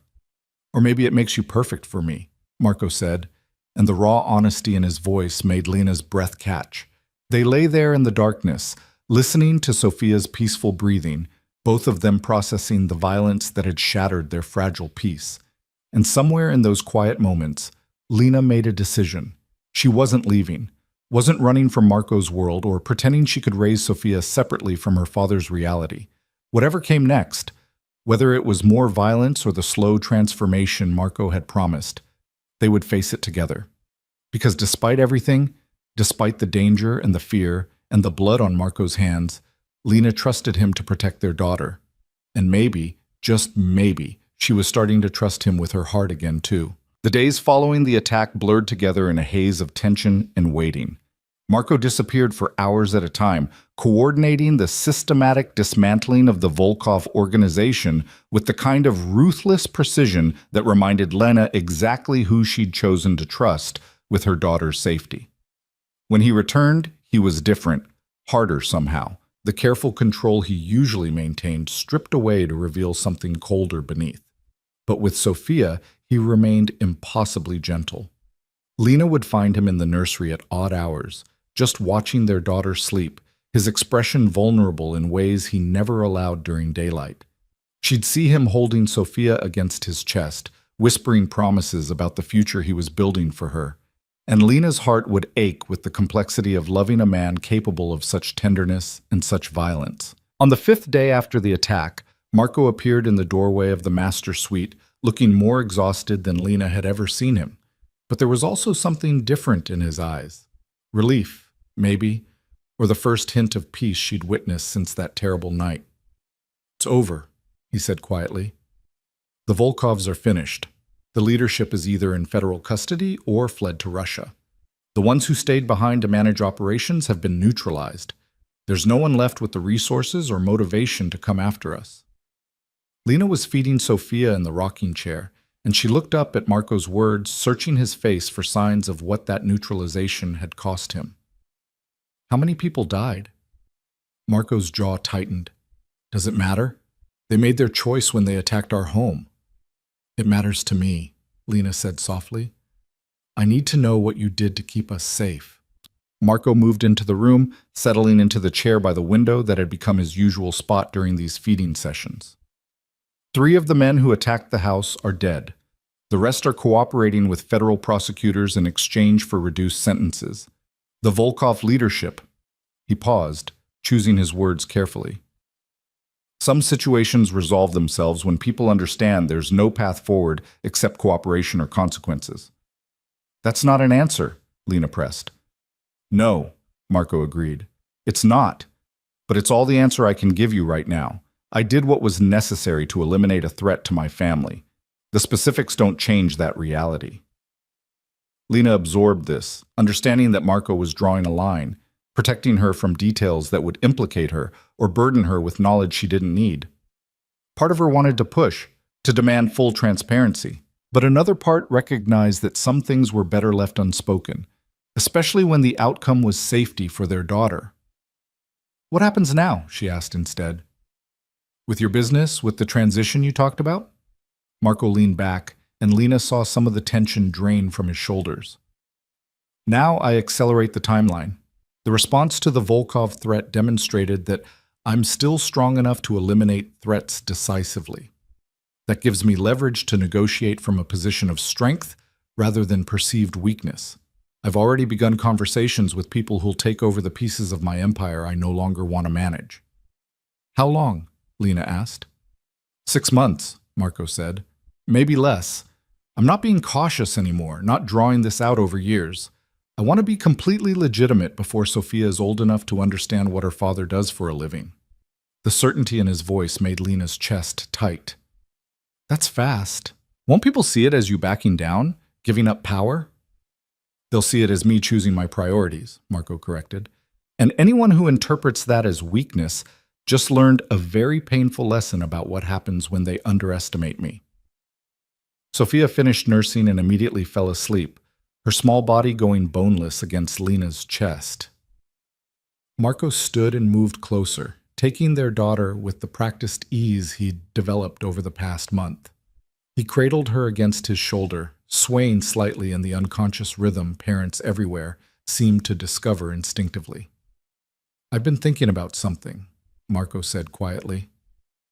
"After everything that happened, the attack, the response, all of it, I realized I can't keep doing this. Can't keep building a life in Chicago where every corner holds memories of violence and every business contact is someone who knows what I was. Sophia deserves better." Lena's heart rate picked up. "What are you saying?" I'm saying we should leave, Marco said, meeting her eyes. Sell this house, liquidate the legitimate businesses, or turn them over to managers and start completely fresh somewhere new. Somewhere Sophia can grow up without security teams and safe rooms and the constant awareness of danger. Where would we go? Lena asked, mind racing through the implications. Marco moved to the window, still holding Sophia, looking out at the garden that had been a battlefield less than a week ago. I've been looking at properties in Northern California. Wine country. There's an estate for sale near Sonoma, vineyards, guest houses, enough land that Sophia could run free without fear. I could buy it outright, establish completely legitimate business operations around wine production and distribution. No connections to my past, no links to Chicago or the people who know what I built here. The vision he painted was so different from anything Lena had imagined that she struggled to process it. Marco DeLuca, crime boss and master of Chicago's underworld, becoming a vintner in California wine country. It should have seemed absurd. Instead, it sounded like exactly what they all needed. That's a huge change, she said carefully. Are you sure you could walk away from everything you've built here? Marco turned to face her, and the intensity in his eyes made Lena's breath catch. I'm sure that what I've built here doesn't matter if it costs me my family. I'm sure that Sophia deserves to grow up somewhere beautiful and safe, where her last name doesn't carry the weight of violence and fear. And I'm sure... He paused, jaw working. I'm sure that I love you, Lena. That I've loved you since the first time you told me I was being an arrogant ass and refused to be impressed by my money or power. And I can't imagine building this new life without you beside me. The confession hung in the air between them, raw and honest and terrifying in its vulnerability. Lena had known on some level that Marco's feelings ran deeper than responsibility or protection. But hearing him say it aloud, seeing the fear in his eyes that she might not feel the same way, made it impossible to hide behind her own careful walls anymore. I love you too, she whispered. I tried not to. Tried to stay angry, to protect myself from getting hurt again. But watching you with Sophia, seeing you literally fight to keep us safe, willing to dismantle your entire empire just to give our daughter a better life, her voice cracked. How could I not love you? Marco crossed the room in 3 strides, careful not to jostle Sophia, but clearly driven by desperate need to close the distance between them. He sank onto the bed beside Lena, Sophia cradled between them, and pressed his forehead against hers. Come with me to California, he said quietly. Not as someone I'm protecting or providing for, but as my partner, my equal. Help me build something completely new, something Sophia can be proud of instead of afraid of. Yes, Lena said, the decision feeling right in her bones despite how insane it should have seemed. Yes, we'll come with you. We'll build this new life together. Marco's relief was palpable, his entire body relaxing as if a weight he'd been carrying for months had suddenly lifted. I want to marry you, he said, not because Sophia needs legitimacy or because it makes sense strategically, but because I want everyone to know you chose me despite everything I am. Will you? Ask me again when we're in California, Lena interrupted gently. When we've left all of this behind and started fresh. When I can say yes, knowing it's to the man you're becoming, not the one you were. Marco nodded, understanding the distinction she was making. But you're not saying no? I'm saying ask me in 6 months, after you've proven you can walk away from this world. After we've built something real in a place where violence isn't always one wrong move away. Lena smiled softly. I'm saying I want to marry the man who grows grapes and plays with his daughter in the sunshine, not the one who has to calculate threats and eliminate enemies. That's fair, Marco admitted. More than fair, actually. You're giving me the chance to prove I can be what you both need. Sophia stirred between them, making the small sounds that indicated she'd be waking soon and demanding attention. Both of them shifted focus automatically, the conversation about the future tabled in favor of the immediate needs of their daughter. Over the next 3 months, Lena watched Marco systematically dismantle the empire he'd spent 15 years building. It wasn't dramatic or sudden. Instead, it was a careful, strategic withdrawal orchestrated with the same precision he'd applied to everything else. Business interests were sold or transferred, properties were liquidated. Connections were severed with the kind of finality that made it clear Marco DeLuca was leaving Chicago's underworld permanently. There was pushback, of course. People who'd relied on Marco's influence, who'd built their own operations around his protection or connections. But Marco handled each objection with cold efficiency, making it clear that his decision was final and non-negotiable. Lena heard pieces of these conversations, Marco's voice hard and unyielding as he explained that his family took precedence over business, that anyone who couldn't accept that reality could consider their association ended. Through it all, Sophia grew and changed with the terrifying speed of infancy. She learned to smile, the expression transforming her small face and reducing Marco to helpless adoration every time. She started tracking objects with her eyes, reaching for toys, making sounds that weren't quite words but seemed to carry meaning anyway. And she responded to her father's voice with clear recognition, calming when he held her, watching his face with the kind of focused attention that suggested she knew exactly who he was and why he mattered. Lena found herself falling into routines that felt dangerously close to domestic contentment. Morning feedings while Marco worked in his study, afternoon walks through the garden with Sophia in her stroller while security maintained invisible watch, evenings when all three of them would sit together in the nursery while Sophia played on her activity mat. It wasn't the life Lena had imagined for herself, but it was becoming the life she wanted more than anything else. The California property closed escrow on a Tuesday in early May. Marco showed Lena the photos, rolling hills covered in grapevines, a main house that managed to be both elegant and welcoming, guest cottages that could house staff or visiting friends. There was a barn that Marco planned to convert into a wine production facility, and acres of land where Sophia could eventually run and play without worrying about boundaries or security concerns. "We can leave whenever you're ready," Marco said, watching Lena's face as she studied the images. "Everything here is handled. The house is sold, the business is transferred, the last of my obligations fulfilled. We can pack up and start fresh." Lena looked around the master suite that had been home for the past 4 months. Despite the violence that had occurred here, despite the constant awareness of danger, she'd built memories in this space. First smiles and midnight feedings, and whispered conversations about the future. Leaving felt both necessary and bittersweet. 2 weeks, she decided.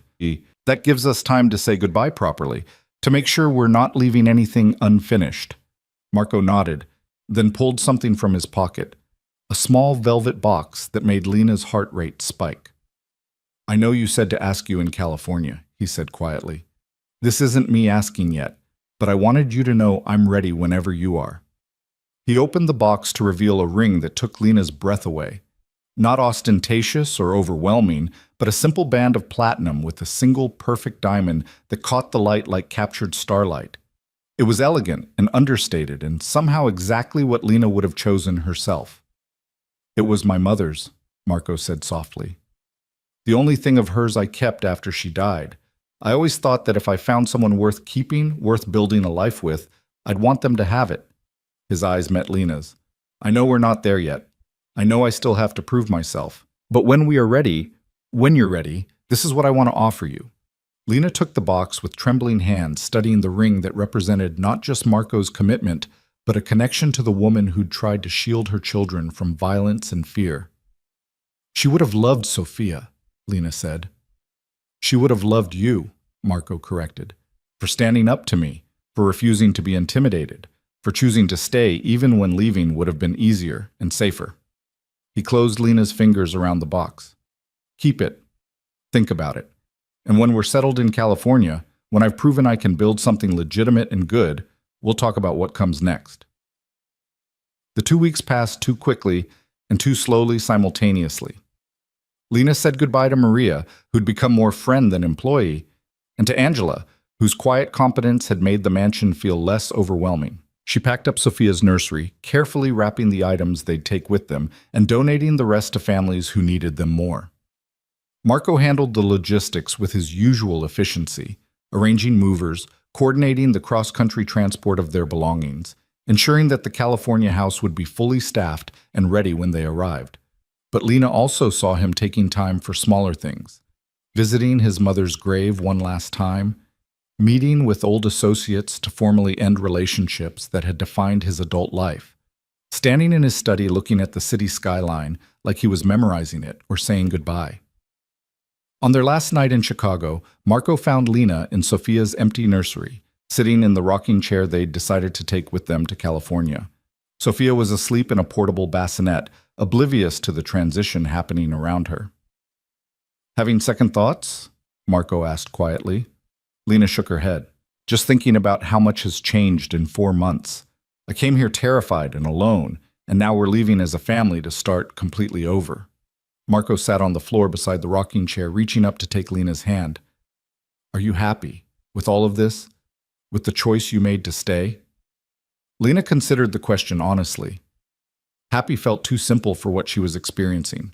A complex mix of hope and fear and bone-deep certainty that she was exactly where she needed to be.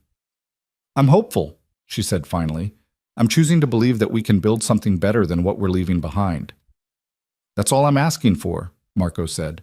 "Hope and a chance to prove I can be the man you both deserve." They left Chicago on a Wednesday morning, driving away from the mansion in a convoy that would have seemed excessive if Lena didn't know exactly why Marco insisted on security even now. Thomas rode in the lead vehicle, a final protection until they were safely established in California. Behind them, the city that had been both sanctuary and battlefield faded into the distance. Sophia slept through most of the journey, waking only to nurse and fuss before falling back asleep. Marco drove with one hand on the wheel and the other resting on Lena's knee, a casual intimacy that had developed over months of building trust.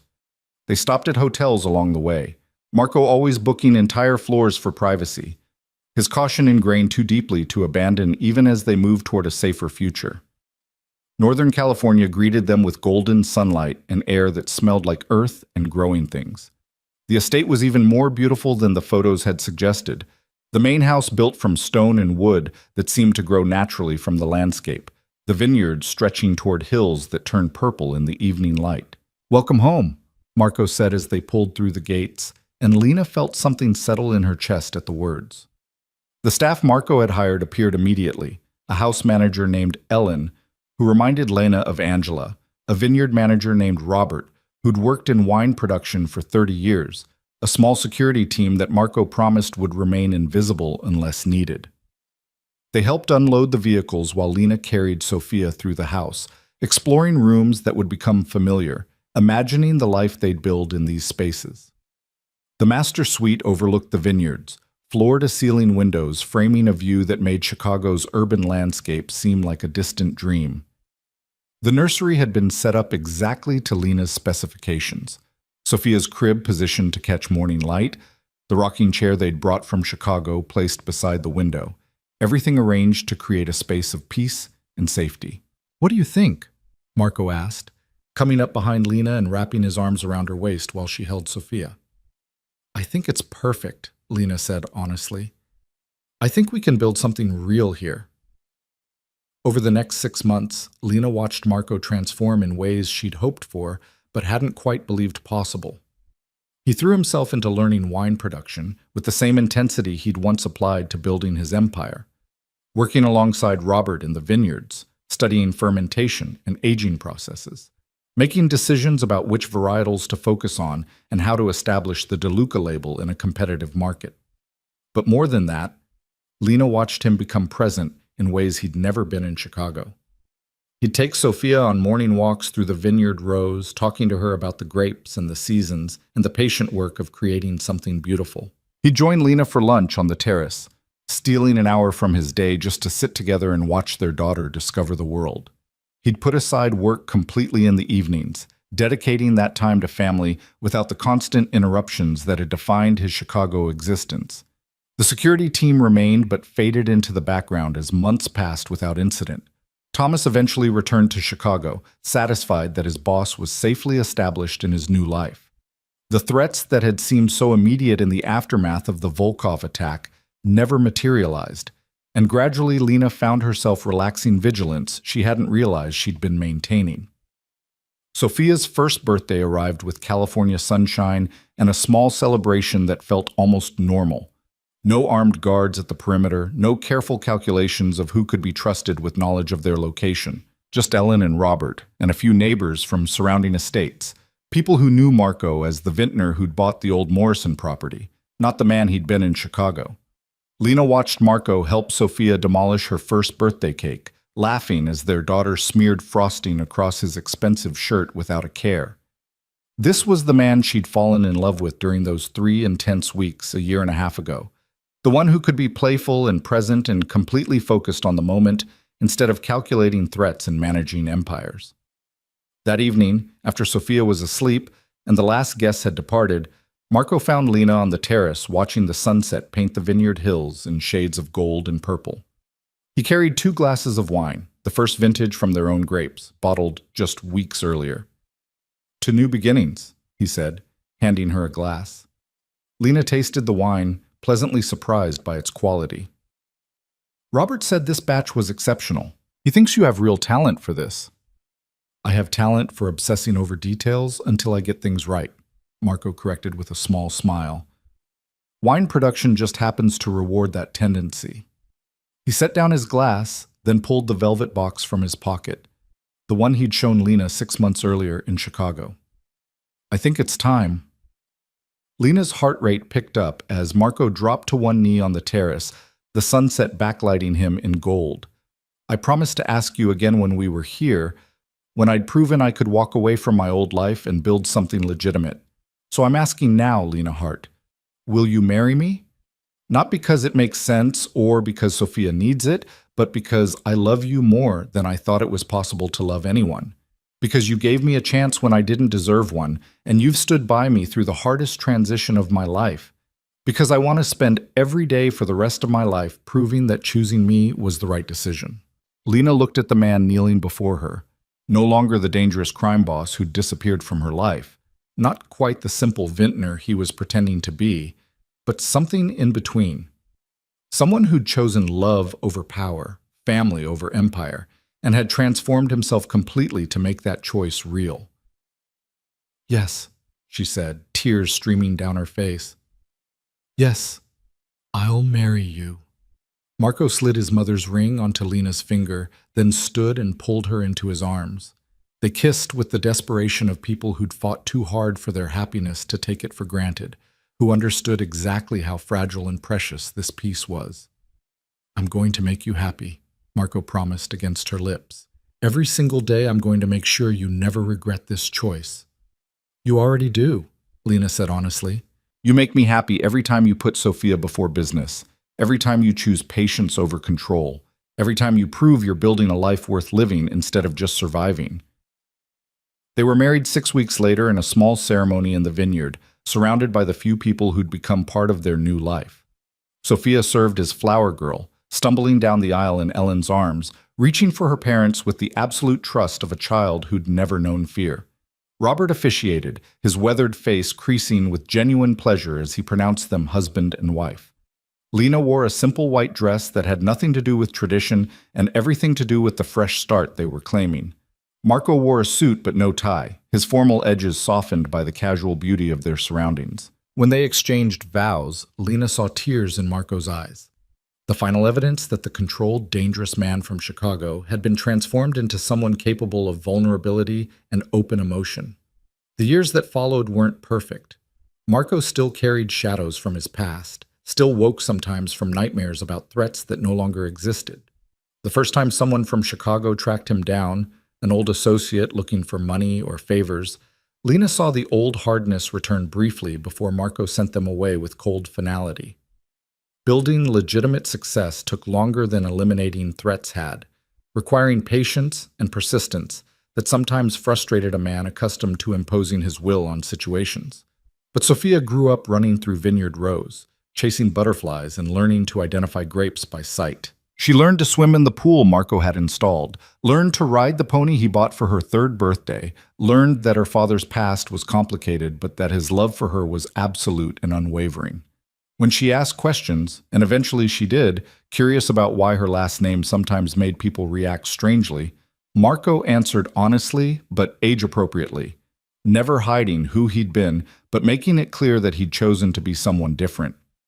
By Sophia's 5th birthday, the DeLuca label had established itself as a respected boutique winery, producing small batches of exceptional wine that commanded premium prices. Marco had achieved legitimate success on his own terms, building something he could be proud of instead of something he had to hide.